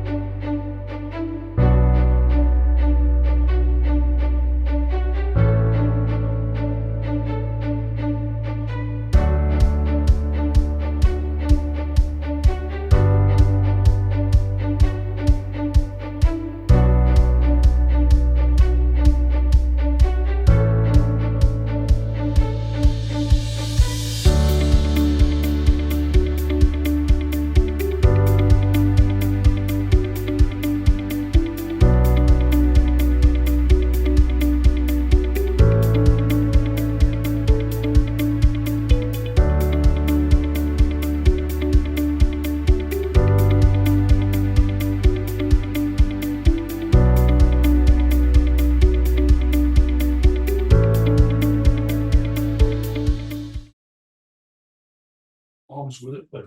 before you take that down, that picture, the image down, Mark, I think you call them the drying beds that are under the glass, Yes, isn't that right? yes. Is that a new technology that's used for drying beds, or is that something that? That's been around for a while. As a matter of fact, Hans had one up when he was at the engineer at Kent County. He had these and we went and looked at them and then went out to California to verify that they were working well. But these, Interesting. I used to be a sewage treatment plant operator, and the tail that wags the dog is solids handling. I mean, that's, if you can make that easy, everything else falls into place. So I spent a lot of effort in my designs to get the slids. And does that technology work well? It has been working well for them. The little. I mean, it's a solar thing, right? Yeah, That's so it is. It's a solar dryer, but they say they are having little problems with these little modules that go around and turn the sludge over continuously to get it fully dry. They said those little gizmos are giving them some headache apparently, but and developing attitude. Huh? yeah. So, and this is a big lime silo because they take septage and it comes in here and we dose it heavily with lime, which is a real good way of getting it to deep water. Septage is very hard to dewater. Septage is the stuff that's pumped out of sewage, out of septic tanks. With the honey dippers. So it's brought in there. Yeah, honey dippers line up here and they discharge through a screen I and see. it gets lime stabilized. Huh. So, And do you, from your experience here, with this residential area, right? No, was that a business area? no, that's residential, yes, there right? has been complaints, There have been, but they they had them before and they still have them. I mean, before the upgrades and Yeah, the, before the upgrades. and are they The like, houses were put in and the people complain when the wind changes. So there's still that problem. And I don't know if it was continuing when I was still engineering, but I don't know if they satisfied the problem in some way that I'm not aware of. and they We don't can have ask the, about it when we go. and they don't have the excuses used here by the BPW about the, what is the, The rotting vegetation. the and rotting wet- vegetation, that excuse, that Yeah, doesn't, right. that doesn't flush here. Yeah, does it? yeah, we should tell her about that. Yeah. Yeah, So, yeah, and they pump their effluent way west to some big irrigation fields where they grow pine forest. And people come in and take the pine trees periodically, selectively take them out and use them for pulp. So they've got a marketing situation going. With so it's their pine forest, yeah, they, the pine their forest farm, is managed, yeah. and they manage it or they contract that out. Is it still within town of Berlin? No, it's due west out towards is it the Nanticoke River out there. Yeah. Cause there's a managed pulp farm, right by, the Berlin Charter School. As you're going out, It's probably the same group. Iron Branch Road, yeah. It's probably the same group that's at the treatment. I don't know how you did this here. Okay, let's Yeah. get back on, Okay, sorry. yeah. It's this, it's on man. Oh, yeah. If you go down this Right. road, it's solid lines as you go back. The Yeah, one- that's much closer to town than the spray sites are. The one thing just before you get started, Barbara, that I just Uh-huh. wanna show you for comparison. And I know I've shown other people. Yeah. So you go down to Charleston, that's their plan, Yeah. and that's 36 MGD. Yeah. Wow. Yeah. Look at that, look at the wetlands. over Yeah, I will Just- I will volunteer to go there. in February. I think you need me to go. there. I think so too. there. It's right by that golf course, right? Yeah, exactly. And Where I'm does sorry, this charge? they have a discharge, I'm pretty sure. I'll ask him when I'm down there next month. That's an anniversary trip. Boondoggle, I like it. Yeah. But it's that, just for comparison, that is on there. I mean, the road. and what's the elevation of that? Low. I think it's pretty low. Yeah, well, everything there is pretty low. Yeah, low country. Yeah. All right, go ahead.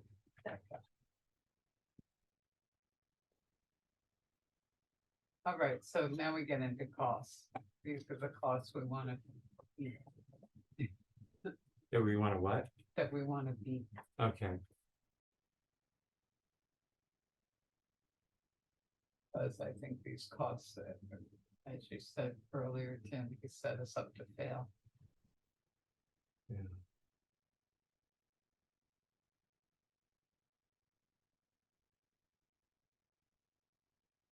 That's the O and M. Now, MBR is very cost intensive for operation maintenance. Especially when you contract operate. Yes. But I mean, in terms of electricity usage and all that kind of stuff. Yes. And it would be the same for the SVR, and the electricity is still a big factor, certainly. Yeah, They- and the reason would be the same. Now, in Narita, they say a lot less Yeah, well, electricity. It's in the pitch. It's gonna be less electricity than an oxidation pitch, but it's still gonna be a big chunk of change. That's my point. It may be less than this, but it's, the batch reactors and the Narita system are still, you still got big motors and stuff.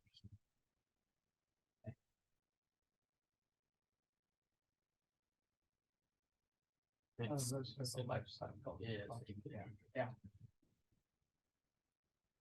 The impact on the ratepayer is the big thing, and we're gonna get a new option 3C at some point.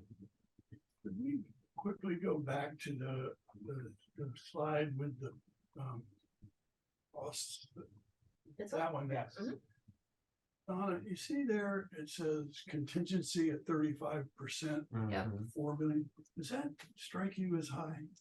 I thought it was high when I saw it. Yeah. And most studies, even at this early level, you want to make sure that you're not cutting yourself short, but that seemed like a big chunk. But it is being used in all Is options, so it's equal in that regard. my thought is as we get smarter, we Yep. should be able to take these numbers down further. Yeah. Okay, I was just curious what I think what you felt. The other studies we've had done through other companies are using that as well. Yeah, they're. Oh, really? Oh, yeah, This also Not doesn't just for have, wastewater, for everything. okay, This also doesn't have increases. Right. yes, You mean inflation increases? It does Yeah. not. yes, that's true. Yeah. Okay. Question, I don't have Mark, inflation. at the 30%. From your years of experience, and Donna, from your years of experience, what would you have seen in studies that maybe you've conducted or you've seen before? But if not 35%, what would you have seen? Well, Well, I can't really answer because I worked mostly for engineering companies and we would maybe have a 15%. Yeah. But it would have been much more defined, Yeah. like, she took the words right out of my mouth. Same number, same yeah, statement. there's a huge difference Little bit. between a consulting Right. company doing an analytical study and an engineering company telling you, this is option A, this is option B. Yes, And because they would be very well defined at that Right. point. Like you wouldn't have something as ambiguous as let's build in the wetland. Right. You know? Yeah. So, yeah, Right. and that's why using that number isn't really a fallacy. It's just good to know that It's there. it's an early, real Yeah. early number. And then- so I have a question. Yes, something.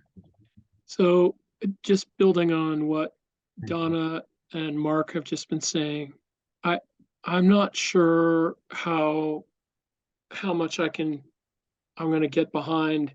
We've got to beat these numbers because everything that I've heard today, these numbers may not really be good enough to worry about. I have no way of making them better.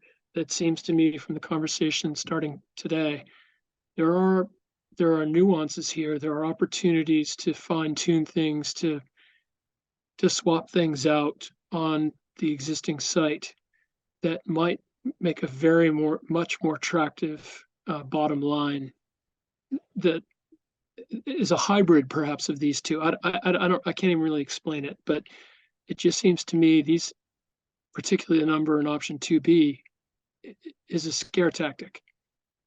We're not supposed to look at it for very long. And it seems to me like there are going to be some reasonable ways of making this more affordable within the existing site. But that's all I'm going to say. Okay. I agree. Next one is the ratepayer impact. And that just simply took the numbers that were given through GHD study and essentially took existing debt service, the O&M cost and this project, and broke it down per person per year based off the number of EDUs theoretically in the system. And this is your handout that you can Yep. take with you. And on the back of it, it gives the actual wastewater bill or sewer bill information. If you take a typical 4,000 gallon water usage bill, which at current rates would be 77.5 per month. These are what the other options would cost you in your monthly bill. You know, we're waiting on the number. And the part that on the backside where it says financial impact revised, the revised part is what is shown in red font, I believe, 2A. And that is based upon, Yeah, it was a fat figure. It was a fat figure. It was It was a typo, Yeah, it was a typo. the original. Yeah. okay, Yeah, we just updated. that's like, thank you, yeah, all right. Got it. But was that it? That was it for the Yeah, slide. okay. Mhm. All right. So before we jump into the Narita Technology slide deck, Mark, can I ask you to put something together about this, sequencing batch reactor system for the next time, to find some slides we can look at for that? Okay, I'm sure Aqua Aerobics puts out there. Oh, They probably have the same type of situation. Yeah. I'll look and see what I can find. Okay. Okay, so now let's look at the Aqua Nerita technology.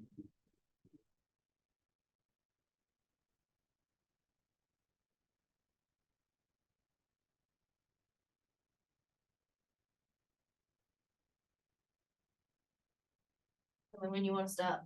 Okay. They do talk about nature energy saving. And smaller footprint, but how it compares to footprint of the NBR system, I'm not sure. And just so everybody's aware, because you weren't involved when we did it, we actually upgraded the aeration system when we did the new member or the new filtrations, and it went to the LEAP system. And I will tell you that before, when we had the less efficient system, it operated a lot better than with the newly efficient system, just for context. Okay, okay. So wait, just to clarify that, so you have a Yeah. trade-off between electrical efficiency and treatment efficiency? No, it was production because it was all in the aeration. It was a new configuration on each one of the units themselves. And it basically everything goes into the common header. So if you think about it, the first set of filters will get the best when it comes to aeration. The last filters will get the worst. And so we've made a lot of modifications as time's progressed after the LEAP aeration system was put into place. So we gained on monetary efficiency and usage efficiency, but we decreased in, I guess you would consider it output when we went to it. Thank you. Meaning quality. Yeah, quality. And was that a meaningful change I mean, percentage wise? How do you measure that?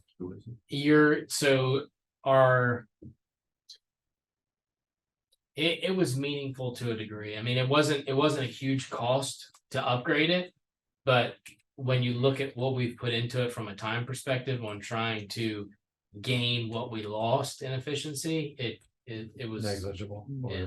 Yeah. One of the things I like about it is the claimed operational simplicity. Mm. They say it can pretty much be managed remotely. But, okay, next slide. Is this I know nothing about this. Absolutely nothing. Is this a system that people in this room are familiar with? I wasn't, I read about it prior to. Okay. Yeah, right. I read and saw them. Yeah, Wow. I don't, okay. Thank you. Tim, the homework is very good. Just take a look at it in your spare time. I got the homework assignment. Get that pre- But for this right. You meeting. probably You got it did a day it late. because You got it a you day late. You To were give only you a selected on presentation Oh. in 5 minutes. But I did get it. You did. Did it come from you? Yeah, Oh. it was in the agenda. Oh. Thanks, Sarah. I think on my back. There was also earlier stuff Oh, that I you're sent. right. Just to give Okay, people well, feedback.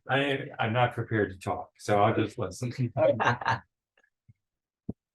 Okay, so these are some.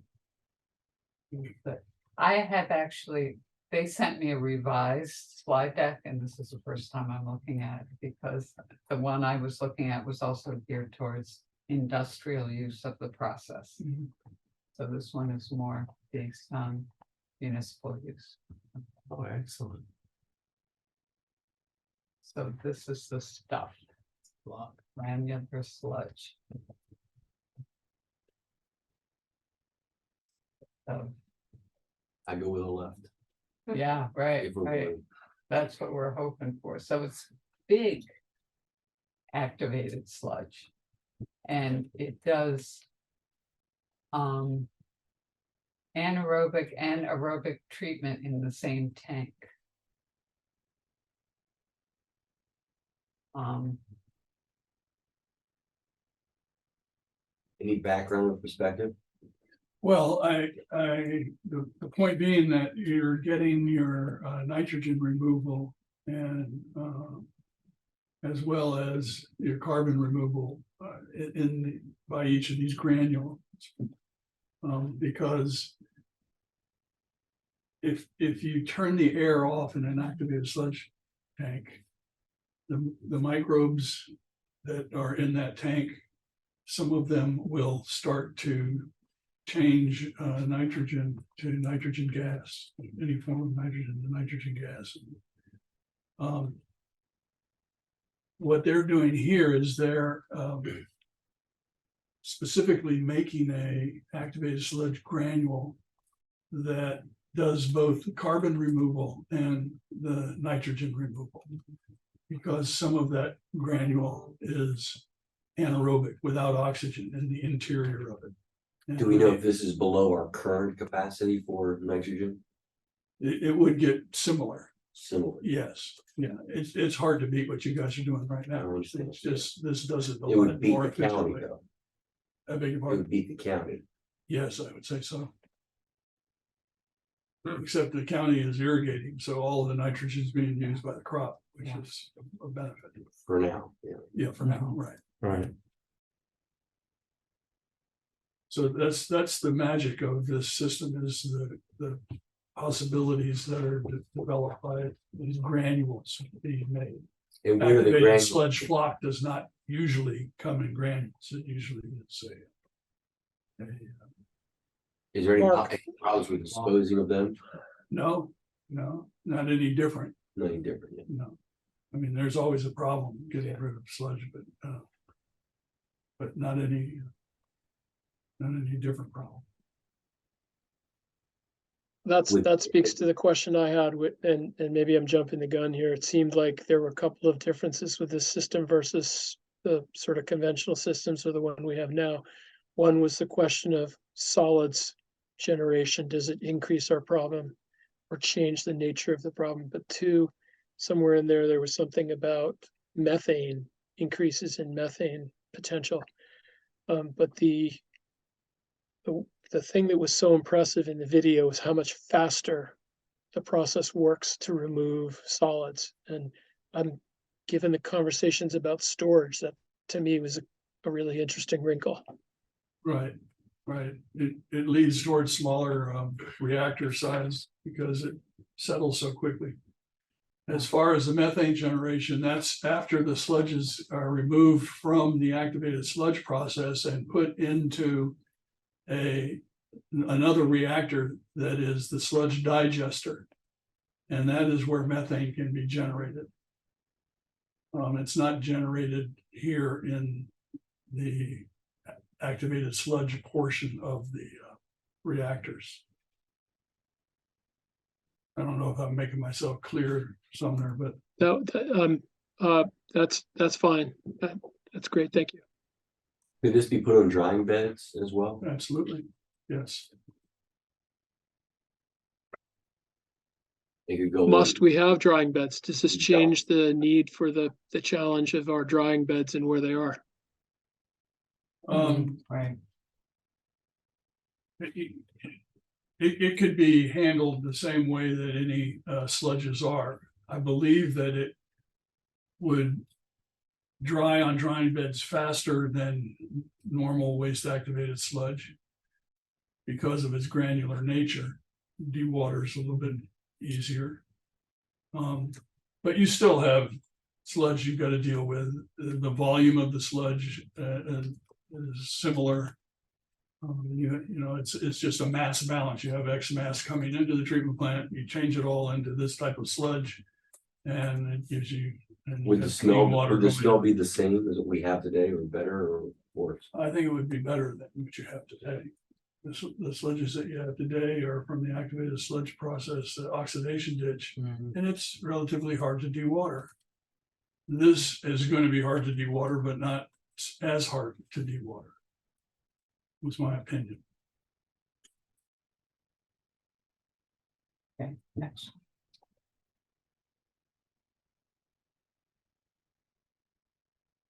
So we were told to only look at feasible and in operation kind of technology. What was operation? What was the other one? Feasible? Feasible. And in operation. in Okay, so that would be, But I would argue that they are in operation. Yeah. We could go and look at a contracted plan where they're building it, knowing that it is operational in other places. Yeah. I have a think- recommendation for that, Idaho Springs, Colorado, working at a very Yeah. limited, working in a very limited footprint. yeah. I've never visited Idaho. I like that idea, Summer. Okay, next one.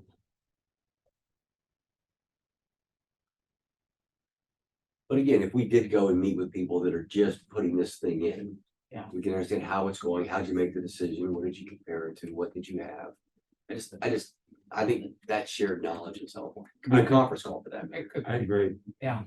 Are there any such plans being constructed in this region? Is that what you were talking about earlier? Yeah, where that's it's what we out talked about in earlier. Chicago area, or Chicago whatever? is probably closest. Yeah.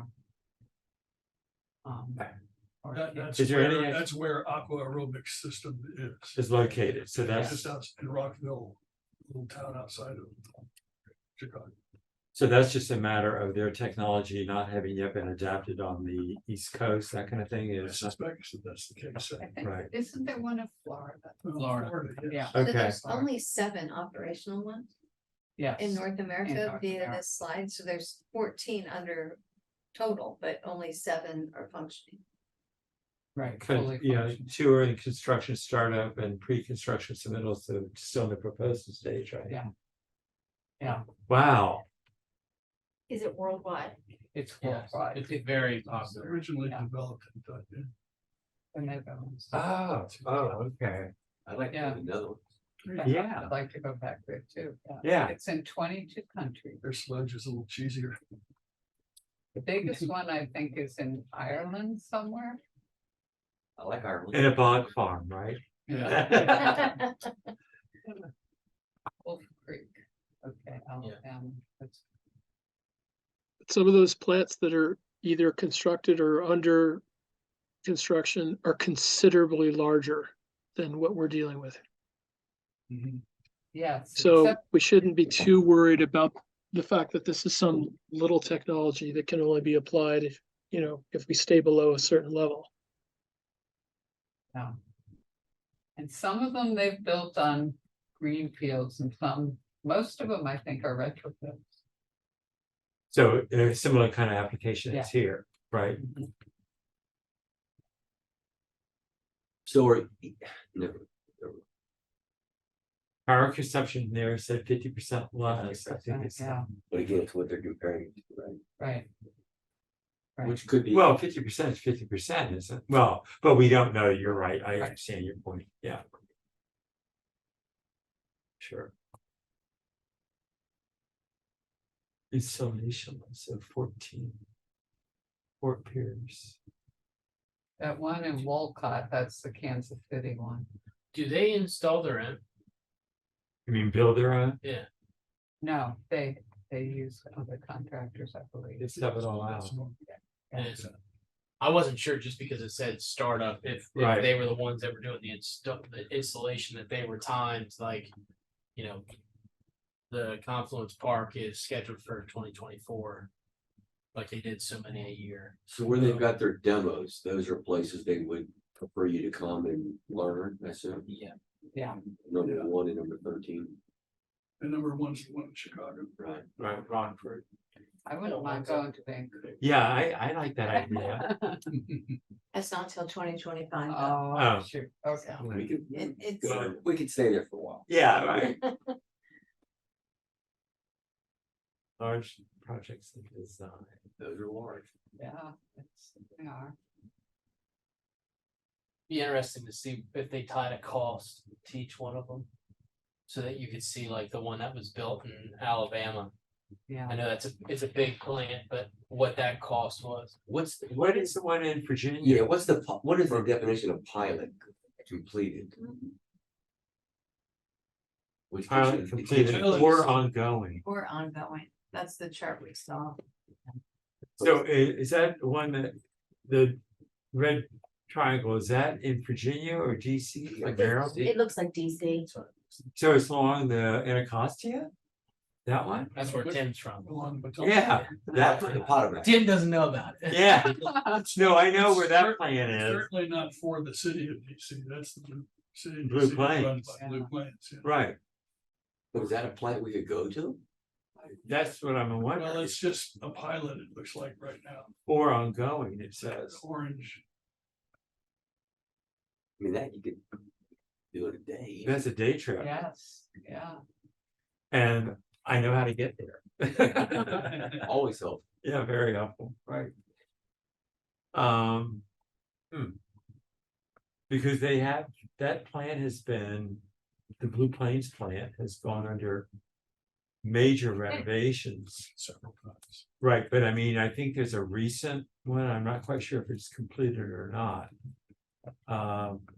But that might be worth looking into if you're using. I'm curious to see if these guys are down at the that conference in Ocean City. Narita. That would be interesting. Bet you they are, That's one of the reasons why I wanted to go. bet you Do they have a list of vendors who are gonna be there? I don't know if they have the list of the entirety, but I know that there's a pretty decent amount because it's both water and wastewater. For the entire mid-Atlantic. That's an easy road trip. Yeah. Yeah, Yeah, they usually would put on a slideshow or at least have a booth that Uh-huh. answer questions for you. I know what, you know what, if they were there, I wonder if they could slip by and meet with us. Well, I'll tell you, because I'm going now. Okay, I mean, while they're in the area, Who did you talk to, Barbara? would you be agreeable to that, Tom? Joe. Hmm. Tardio. Sure, it is, do you think that would be worthwhile? He did say that he is available, to meet with us by Zoom or even to come here. And, Tardio, yeah, and he does know where we are. He went to University of Delaware, so, Huh. yeah.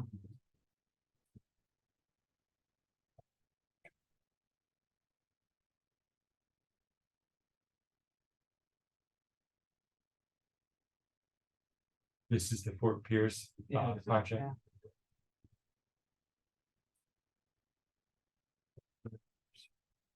Beach. See where This is, Did you? Is that right? this is in Illinois. Oh, right, yeah, Four Rivers. Yeah.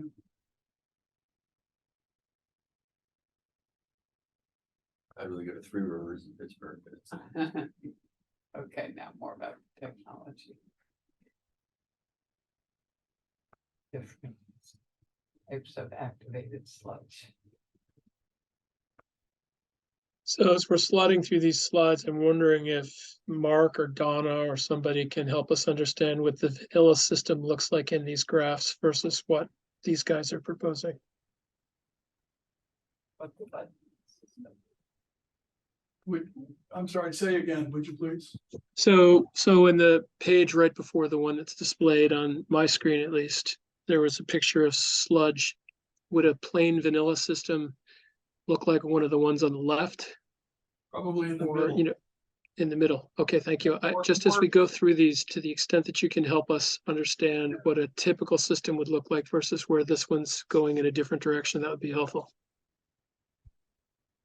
Yeah, either one or two would be, usually the flock is a little bit bigger than that. If you went to the treatment plant that you have here in Lewes and looked under a microscope, it would be somewhere between the left hand and the middle picture, Thank you. I'd say. There'd be a lot more different types of animals being shown also. Okay, next one. The bigger the granule, the quicker it settles, is what you're saying. That's yeah. correct. That's the key to their process. Yes, And the most important thing about it that you want to make sure of is that there isn't an upset in the granule, that caused by something that came in the influent. Like if, I worry about salt water coming into the influent and disrupting granular formation. Mm, And I'm not sure that that would happen.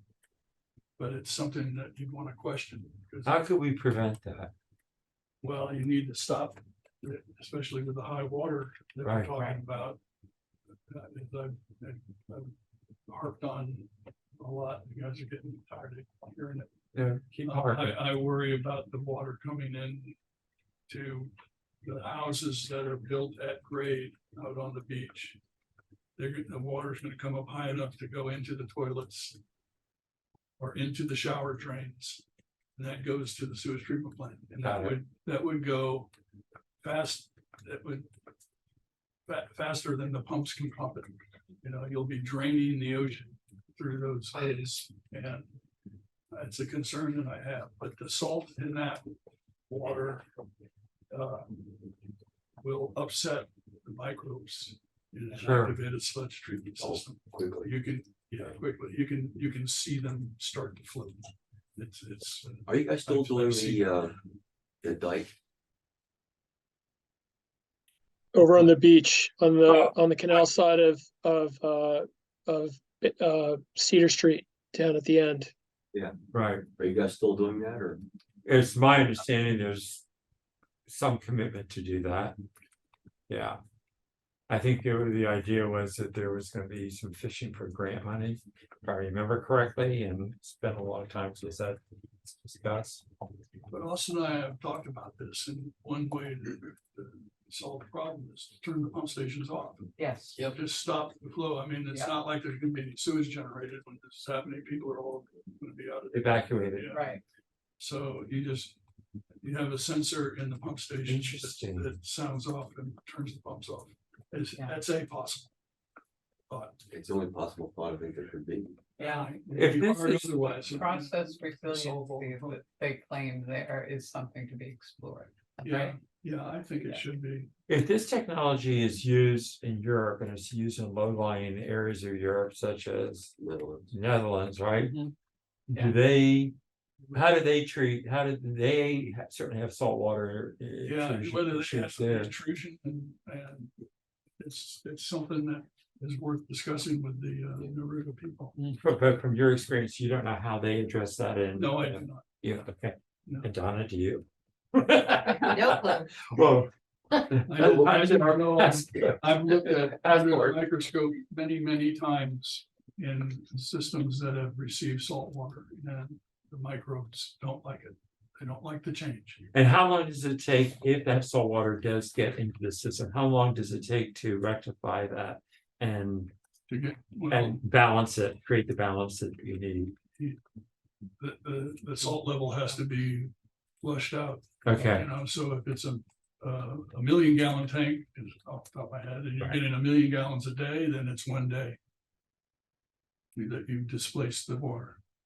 And that's not totally accurate. There's a curve involved, but approximately. If we Okay. do the hurricane preparedness thing, we should probably, the city and the BPW, we should probably bring that into the mix. As far as potentially shutting people off. You know, There's Yeah. growing number of people who live over there. So the question is, how long can things stay in the pipes? We discussed that from the beginning, because that comes in with power too.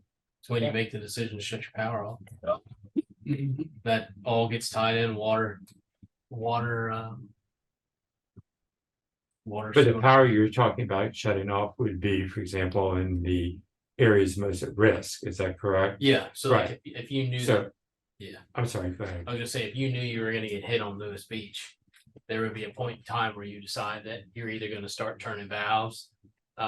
You'll cut off your pump stations, you'll cut off your power, just because you don't wanna deal with, for Cut example, off power to the homes, yeah. Yeah, so people that have pumps available.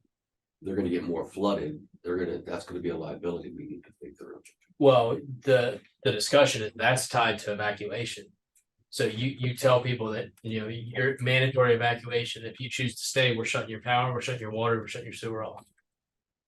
I mean, they did that in Florida, in Maui, right? They kept everything on electric wise, and it's one of those that as the fires were coming across, because they shut, you know, as you learn more about it, but they shut the water off on that one too.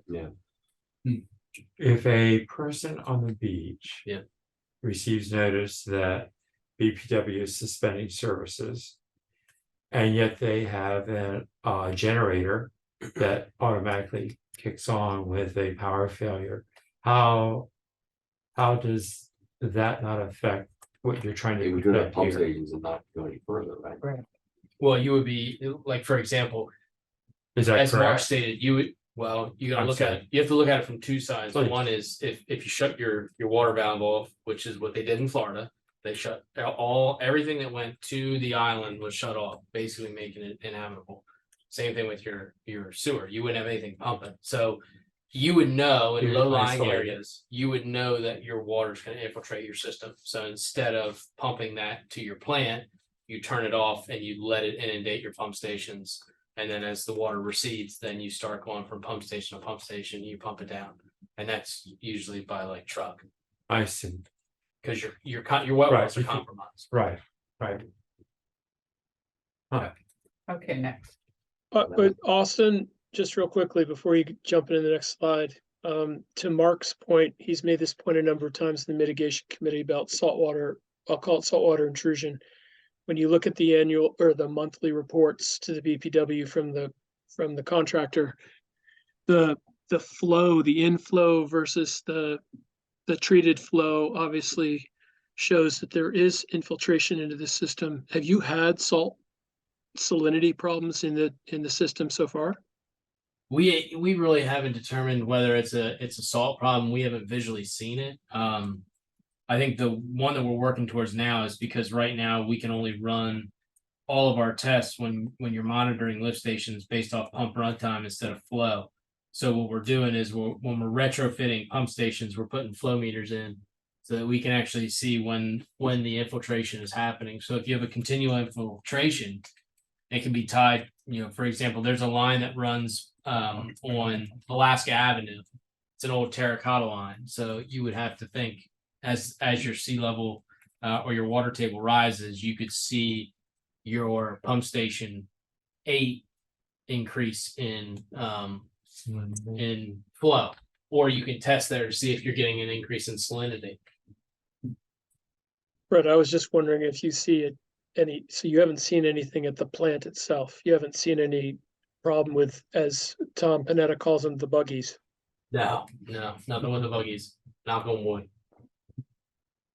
So this is the effluent quality they say is achievable, and that would be our permit limits, I believe. Absolutely. So that you're saying that would be within our permit? Yeah. Okay, thank you. Much lower. Yes.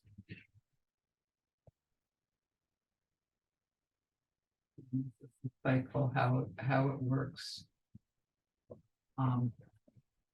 It is kind of a sequence. Yeah. Yeah. But, the difference between this and a batch reactor is that a batch reactor, you actually stop the feed for a settling period. Here, because the granulars are so dense and they settle so well, you do not have to stop the feed. You just turn off the mixing and they settle, and the clean water is evacuated from the top. But the water level doesn't change. In a batch reactor, if we go to Berlin, I'll show you the water level actually fills and draws. So it's like you cook the soup and then you turn everything off and take the soup out.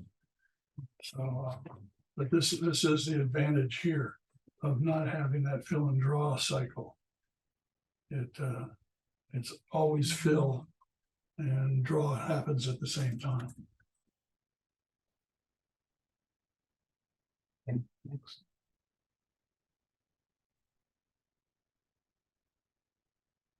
So your process flow diagram obviously starts with the grit removal. And then you go to the reactors and disinfection. Given our real estate needs, does this process flow change that dramatically? Like how much real estate we'd need to meet our volumetric, our flow requirement? The current site we have would be plenty large enough. I think the Um, challenge is running the plant while you're installing and That's the right. space associated. with it. It's always a challenge, yeah. But it's not insurmountable. Right.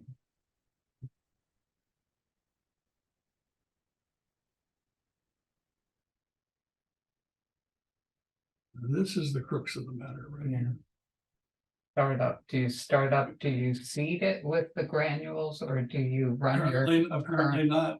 You can do it either way, from what I Oh, okay. understand. You can Mhm. start with what you have and gradually develop. the Create the granules. Yeah, Yeah, at first, when I first was looking into this system, I thought that there was a little plastic ball or something that was added Yeah. and that the microbes would attach to and grow on, but that's not the case at all. which no, is a they benefit. just selectively Yeah, collect the activated sludge and let it grow. The existing wastewater treatment plant, 6.73 acres. The laydown yard is about a half an acre. So okay. it's about 7.25 if you combine the two, or just 6.75 if you keep it as the existing site. Does that lay down yard ever get wet?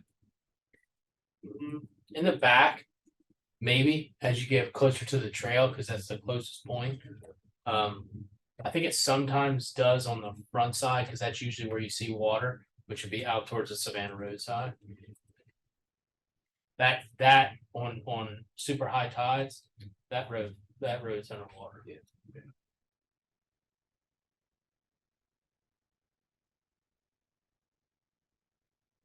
They're gonna ask an unusual question. If you had a choice, you personally, to put this plant where we are now today, or where the county's gonna be, and have the county be involved in this, what would your thoughts be? I would say, Is this a better technology? Assuming that it works, right, guys? yeah, I think it's an excellent technology that the county should look at, but the technology that they are presently using out at the, what is it? South Coast. At South Coastal is sufficient also. It's gonna take up a lot more space than this would, but they've got a lot of space. Right. No, the ticket, I like the idea of going to, for you all joining with them. If they would irrigate the bloody water instead of discharging it to the canal. I don't like the idea of them buying your NPDES permit. That's all they're doing, and I don't think they need to. I think they could irrigate, especially if they put in a mechanical treatment plant, whether it's this type or another. The clean water that comes out of those plants could be used to irrigate that land. They might have, and again, I don't know what the architectural, I know. archaeological study has found, but if you had asked me this 2 months ago, that would have been my answer. Okay. Yep, there is the unknown.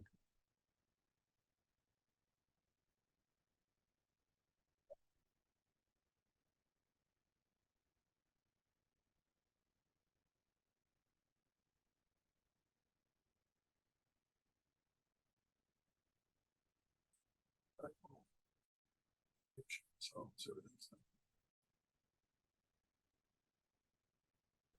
I've heard several times that, That's a space saver right there because go ahead, Sumner, sorry. I've heard several times in various presentations that the electrical requirements for our current plant are pretty high. yes, Does this plant really offer savings, this design? it will to some extent, but it will still be a lot of electricity. You still have to provide the bugs with the air. That means running blowers. Yeah. You have a certain mass of BOD coming in the front door, and it takes electricity to get rid of it. The same with the nitrogen. Here, a secondary clarifier you don't have, but that's about a 0.5 horsepower drive motor. That's nothing. It's the blowers that are the big bucks, and then the sludge handling, the waste sludge handling is the other big bucks. And that's why I grossed everybody out and says you ought to put a windmill at the sewage treatment plant. Because it would save everybody a lot of money. Yeah. it would. Have the Does design, that, does Go that ahead. oxygenation thing, happen? When does it happen relative to the settling process that seems to be the key to this scheme? In this system, the aeration is intermittent. And so periodically the blowers turn off and water is still cycled into the reactor, but the solids settle and the water that's going into the reactor pushes the clear water out of the top of the reactor. And then after a certain amount of time, the air comes back on again and you start treatment all over. So you dial in how much time is necessary for the air to be off so that the clean water is pushed off the surface of the tank before the dirty water gets to the outlet point. And then before that happens, you turn off the outlet and you start the cycle again, the aeration. But a certain amount, it's done more efficiently than the processes with continuous flow processes like the oxidation ditch that you have here in Lewes. Because batch systems are just a little more efficient. I don't know if I answered your question, Sumner. I get to talking then. Maybe I'll catch up with you offline, but that was very helpful. Thank you. Okay.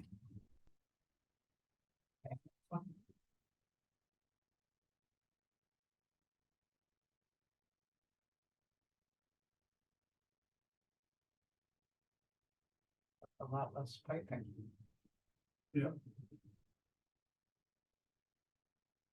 And on the right. theirs is the left, right? Yeah, Is the that left correct? is Yes. the system we're looking at. The other side is what a conventional system looks like. Primary clarifiers, aeration basins, secondary clarifiers, and then finally to an outlet. That doesn't show the filter that your system presently has.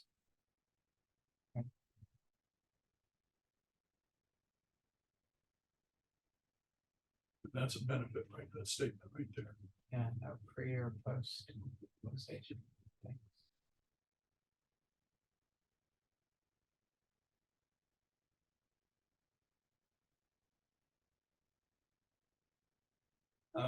Excuse me, I want to go back to that last slide, if you don't mind. That the effluent from that system there still needs to go through filtration to meet your permit. And not necessarily the same kind of filtration you presently have, but filtration of some sort. And I would recommend it. And to do that, you want the filter to receive a continuous flow. So the flow from those three reactors must somehow end up being continuous to the filter, whether an effluent flow equalization tank, small one maybe, is necessary. It would be something that would be looked at. I believe that they tout the fact that they do not need that they just have continuous flow in and out of those reactors so that your effluent filter would receive a continuous flow. Although they do say that if you don't have at least 2 tanks, you need. Because of the cycles, yes, yes. And of course, more tanks cost more money, even though Right. they don't need to be this big in size. Right, although they have to be very tall. Yeah, they like them to be. What's tall. the volume of That's- these tanks? Each depends one, on- Depends on the flow of the Yeah, treatment. what you want. They can, you saw those photographs earlier, those big circular tanks. Those were as big as your influent EQ tank is presently at the treatment plant. I see. They're, Ah, 90 feet in diameter, maybe. How tall are they? Is this Totally how- depends on the size of the treatment. does this component require maintenance? Well, you have aeration devices in there and you do have valves and so the aeration devices are blowers. So certainly, Yeah, so do I. Yeah, So. They said that but I mean, it's not unusual amounts of, no, I wouldn't Maintenance, say is it? so. It's less maintenance than your present system is. thank you. the tanks are generally between 16 feet and then 38 feet in depth. Yeah, I don't think they go less than 16 feet. Yeah, they could, and they recommend between 21 and 23. Is that right? Would part of that be in the ground or does it have to be above? Right, that was just, You place it however you like. is that affected by water table? Here, I'm sorry, I would just say here you'd want it up out of the ground because of the flooding situation. Right. So, right, Well, but you said they're really tall, Yeah, yeah, they're deep, 20 so, feet, yeah, so you could sink part of it. yeah, absolutely. good. But on Just the other like, hand, just like the the taller tanks it is, presently less are sunk into the chance ground. of substantially. storm surge. right. Yeah, that's true. Yeah. I have a these- question. This is in the weeds, but are these kinds of tanks, are these concrete or are these something that's lined? I mean, what are these? In larger plants, they're concrete. Okay, Primarily, yeah, whether they're circular or squared off, depends. I see. Circular tanks usually a little cheaper to make. uh-huh, They're precast. Extension tanks are a little bit easier to make, so they're a little bit cheaper. But when you have a tight configuration, you may want to go square to have common wall construction. And have Understand a your small point. footprint. yeah, Question for Mark. I may be the only one that doesn't understand. Why is it that we would still need filtration after this design to meet our permit? There will be an escape of a minor amount of solids with this type of treatment system. With almost any kind of clarifier, we always get a minor amount of effluent solids. And while sometimes they may be sufficient and low enough to meet your effluent criteria, it won't be 100%. And so effluent filtration is, I would highly recommend. I see. And they Th- can. Thank you. They have a cloth system that they Yeah. use, yeah, You know, they have a very nice yeah, cloth filter. okay, next one.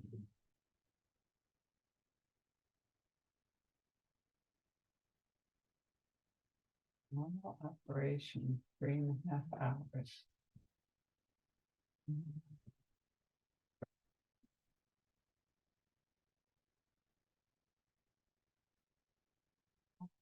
During the react time is when the aeration is on. Couple hours out of the 3.5.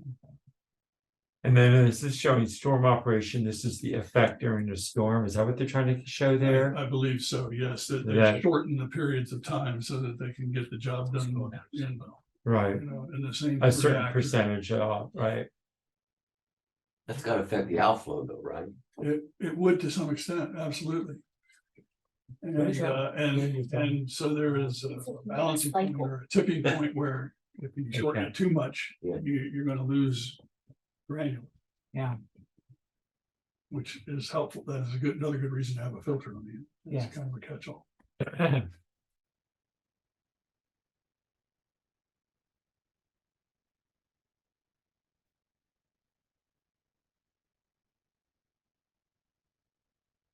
so most of the stuff is outside the tank. Right, Yeah, and that's a benefit as well. yes, yeah, That's a difference in between that and batch reactors and SPR system also.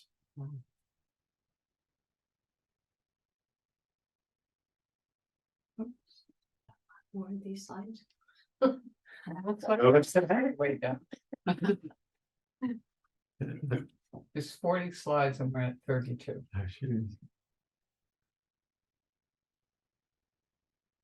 That gives you an idea of the different amounts of mechanical equipment. you gotta do. It's big, isn't it?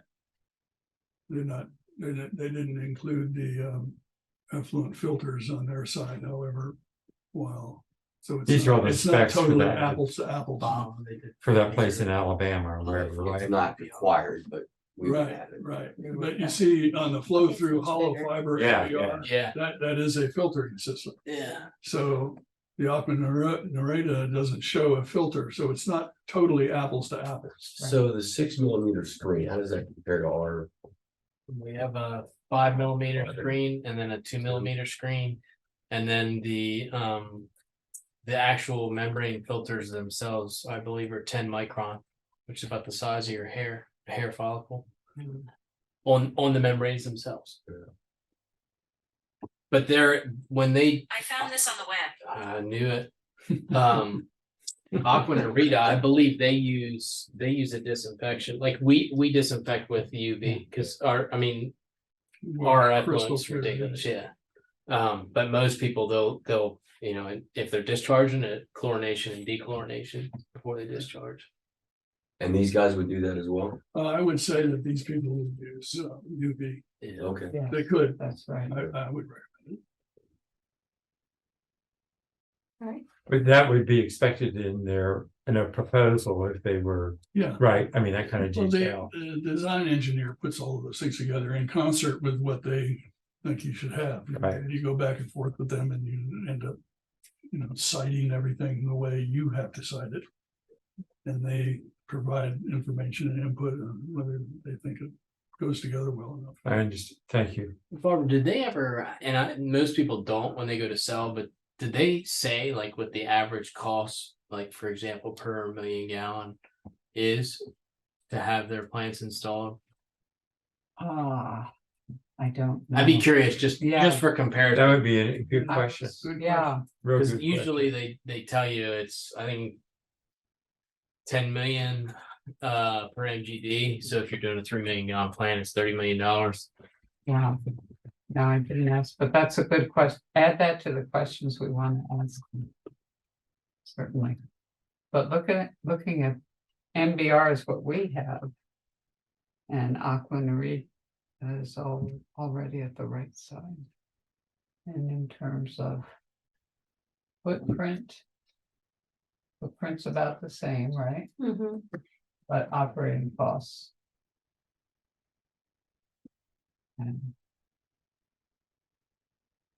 NPV is what, please, I'm sorry? Net present value. No, okay, got it. But what does it mean in this regard? I don't know. Is that the construction cost? It's It's the probably, construction costs and operation Yeah, costs. because your A certain MBR amount of time. your So MBR is gonna be your most expensive. So it's 40% less, right? Is what over they're suggesting. time, which I would, so if I take it as. I'm trying to remember what the total cost of the original plant, like, if you were to look at the footprint of the existing plant, you don't really need that size of. Yeah. It's just they retrofitted the existing facility with MBR, Mhm. which you could probably actually cut the size of that wastewater treatment plant in half if it was configured blank slate. Right. This is what's going in. Right. Did I understand correctly? I think it was you, Barbara, who said that with this technology, that there is what I would call more automation. Yeah. That you would not have, which I think means that you don't have to have either a contractor or employees working is that correct? Is that what's suggested? He was putting his resume in. That's mean, what's suggested. They say you can operate it remotely, but when there's problems, you gotta have somebody. You gotta there. have to You gotta somebody there, so. Automation. I wouldn't think you should plan on the fact No. that there would be no operator. No. Okay. And I think the state would have something to say about. that. I agree with Right, that. I'm right. just trying to say, would there be additional savings also with respect to fewer personnel needed to operate? That's my question. Which makes a lot of small treatment plants that go to a development. that Yeah. is somewhere, right, and. Oh, I see. They have operators that visit once a day for an hour. I at see. Places like that to make sure that. A close one, Glen Riddle. I believe they have their own water treatment plant and they have their own wastewater plant, and it only serves Glen Riddle. They have their own water Is that tower. a subdivision? Yeah, so Okay. off of Route 50 in Ocean City. Now, They- with that said, I don't think many the homes system do- has a huge demand for extra people. 350 golf course community. It's. Is it high end? Yeah. How hard would it be to get people to run this Recruits in there. plant with this technology? To what? To do Chris what? is in To there. run this. Oh. plant with That's this like technology. that's the Yeah. restaurant inside the community. Any of the Yeah. license operators. Yeah, Earl's asking the same question I was about to ask.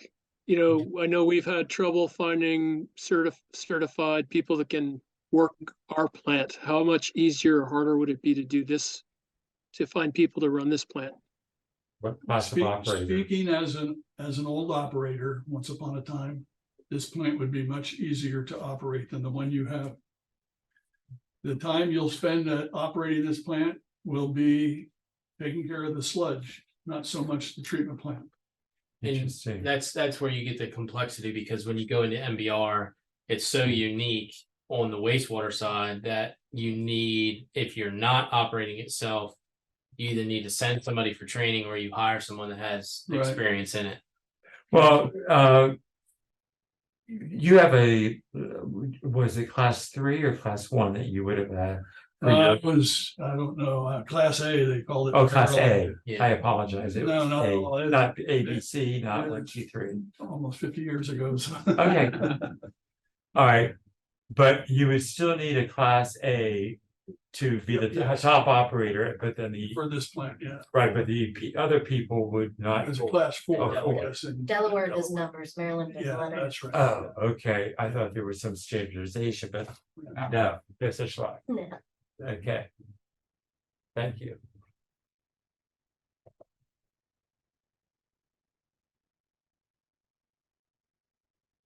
See, continue down once. I want to see if it can. So does it go? Keep going. So it doesn't. It only compares to one other plan. Okay, so they're saying power, here's your power factor, right?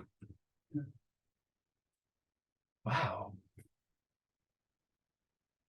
wonder why they only did that to the They one. must be getting free chlorine. Lots. So I assume in order for us to somehow create our own version of this, you know, cost savings and cost comparisons, we'd have to evaluate our plant versus their characterization of an MBR. I mean, we have the cost for an MBR, so that's easy. I think the biggest thing we would have to understand is taking, you know, you have to factor in the installation, we get that, but looking at the ongoing O&M, right, what the chemical usage would be, the power consumption would be for a similar sized plant and flow as what we have. Right. They claim no chemicals. how does, Well, you Well, have to have some chemicals yeah. to disinfect it. It must And be- you might need chemicals, of course, for your sludge handling. put that down as a question to ask. About the chemical. Yeah, right. I would suggest that your engineer contact an engineer who has designed one and is in operation, whether it's Florida or whichever, and see, ask some of these questions, you know, to see if that operating plant, how many people are operating, if it's the same size as yours. Want to go to Florida? You can go to Florida and check it out. Alabama. Even better. I might want to do that trip. It's very similar to us, 40 pump stations, 100 miles of gravity. Yeah, I tell you, you probably have more manpower in pump stations than you would in that treatment plant. Yeah. Yeah. So.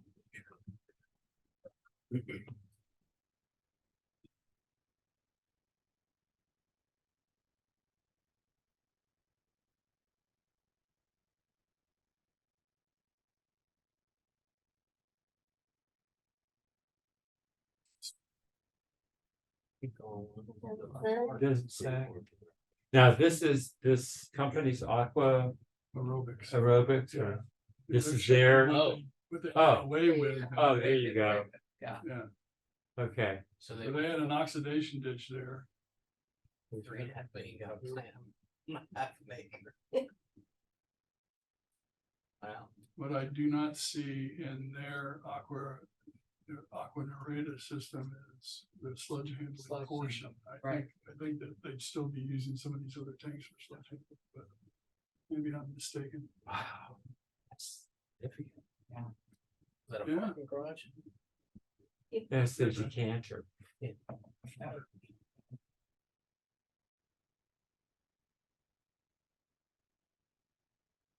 See there, it says salinity fluctuations that they do very well with, so that's a plus.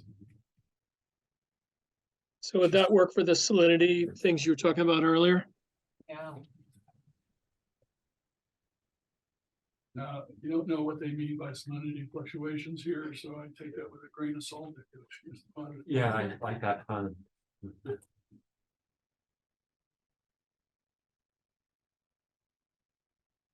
I've done a lot of work with aqua aerobics. They make very nice equipment.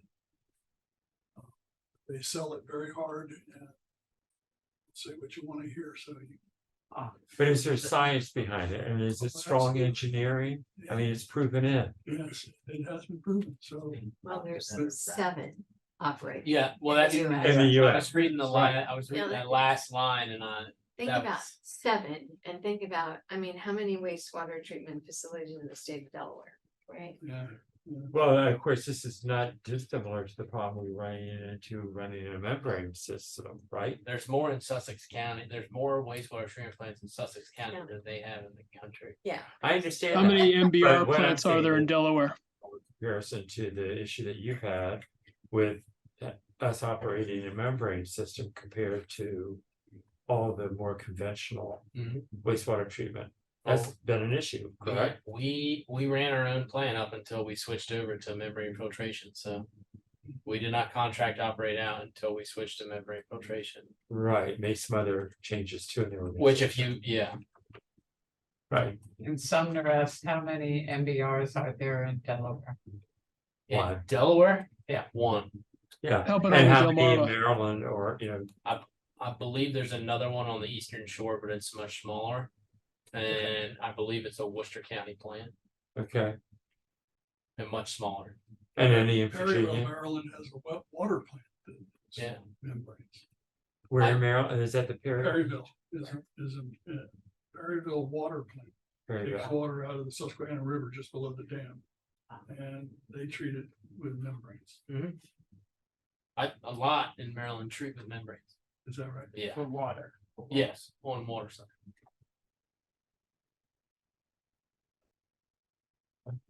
All right. So, You act like we're done, we're closing everything up. yeah, I think, aren't we? next steps. for the Call me next out. meeting, Your trouble. Please.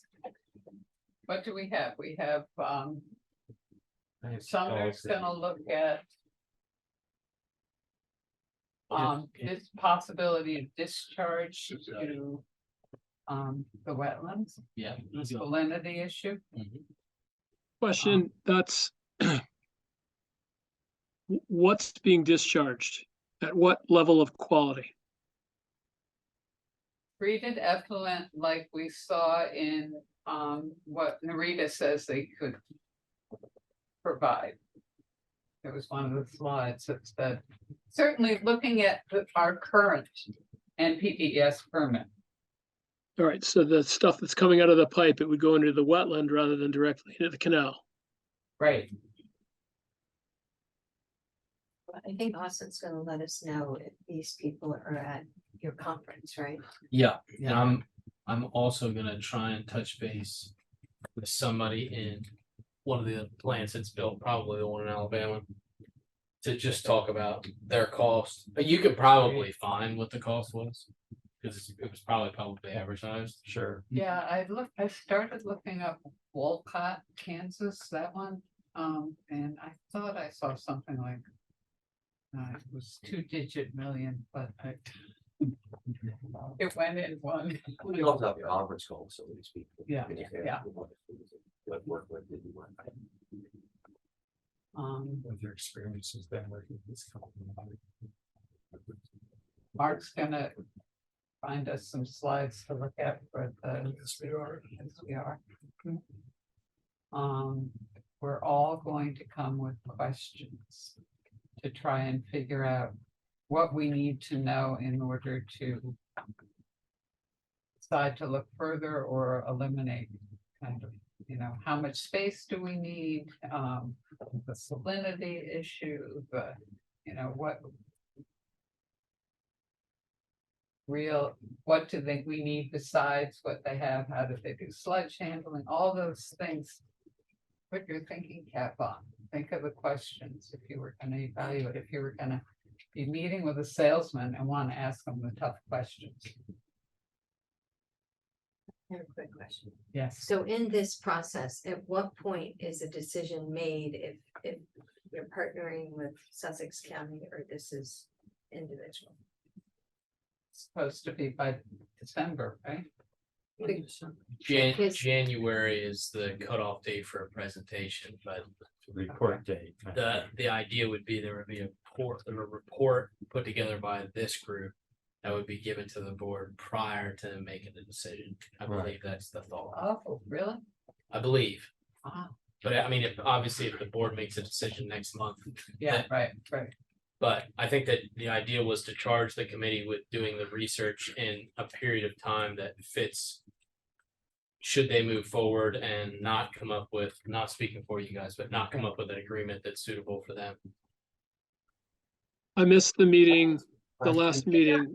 But I think it flows through the whole process, because if you're gonna partner with Sussex, your NPDS permit could change. Correct. And that could change, that makes this whole evaluation a moot point.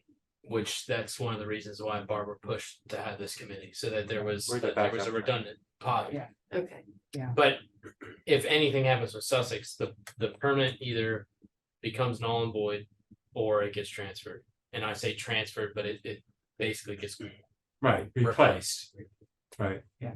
But I thought the original idea for this committee to be formed is as that backup plan, if things fall apart for whatever reason, don't solidify with Sussex, that it would still be, We'd be further along. we'd be further along, And right? we'd have Isn't that maybe my- different. Is that my understanding? And it was to look deeper into option Alternate. 1 and option 2, because option 2 looked at a parcel that was 20 something acres, and Yeah, that Right, not and land the purchase. huge cost. I don't think to me was land purchase. Like the land purchase doesn't scare me. Trying to find 20 acres, I mean, it costs what it costs. Yeah. The real cost is actually being in the Del Dot right away. So you got to pipe that back, and that's where your money's at. And then That's- not in my backyard. Yeah, I mean, yeah, when And I don't, you source the plant, that's the tough part. But trying to put that in, Any deal sort with of- Del Dot. oh yeah, I mean, every artery that's going into town, you'd have to mess with.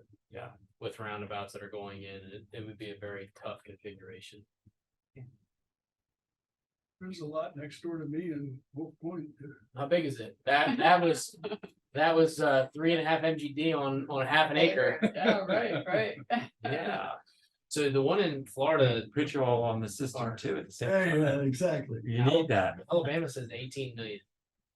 For that plant, it's 3.5 million. Wow. Wow. I don't know how accurate that is, but this is. And how almost long what ago was that digest. built? To 2021, 12, 21, 2021.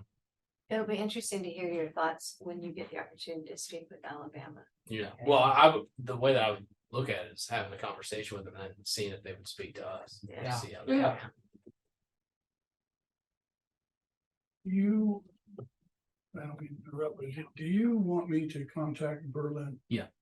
Yes, Yes. I think it would be good. Okay. Yes, all right, I'll tell them that we've got a big crowd coming. right. You'd be under 10. What fun, going to chili treatment plants, my wife would be so jealous. So I'm having an audio problem here, but I'll just ask the question anyway. I missed the last wastewater treatment public meeting. How does this whole archaeological thing and the development of option 3C if anything, change the timing, the schedule as it relates to what we're trying to do by January? You know, how does your schedule change in terms of decisions? From my standpoint, it makes our need to make a decision by January more important. Because before I thought that, okay, we're gonna have an agreement in principle drafted, but then there are all these studies that will have to go on to see if they can build what they wanted to build. And including the study of the environmental impact for the canal. And I thought at any time during all that, we could find that it wasn't really gonna work. And so therefore I was a little upset about, you know, the tight schedule for our group to look at contingencies. But now, since they've decided they're gonna look at the ocean outfall.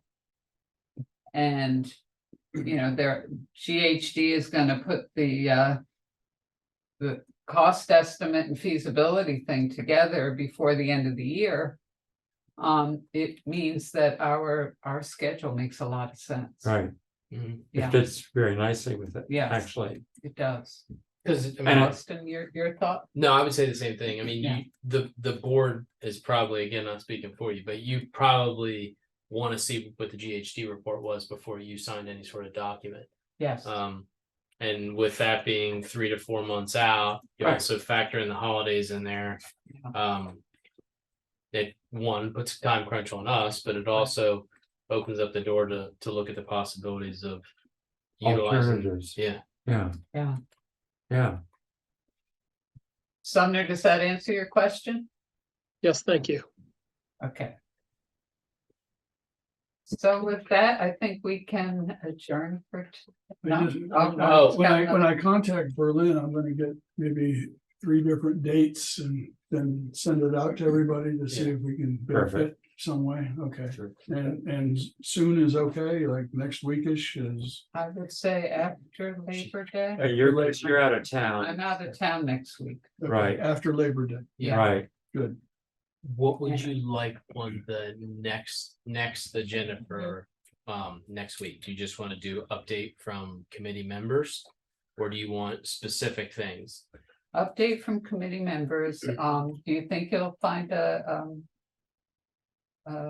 slide deck that we can look at? I'm optimistic. I'll let you know Okay, tomorrow. it can always be, That kind of Postpone, accommodation. could be fine. yeah. Yeah, I'm Right. sure. But look at the Aqua has got technology that type for- of stuff. yeah, Or just amend the agenda when we convene and say that it's gonna Right. include. They're that, right? not the only supplier. Also Parkson also is a big name in supply of treatment equipment. So one or the other. okay, Okay. great. Thankful about it. We'll throw something together. Yeah, excellent. And then, do we have a member of the public who wants to ask any questions? You have one. Mr. Legree, Sumner earlier.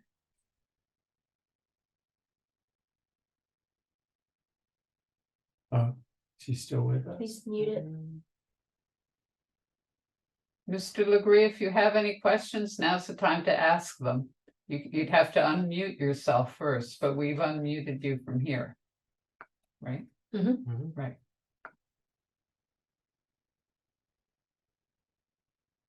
Going once. Yeah. Okay, All right. thank you for attending. Yeah, thank you. Thank you, everyone.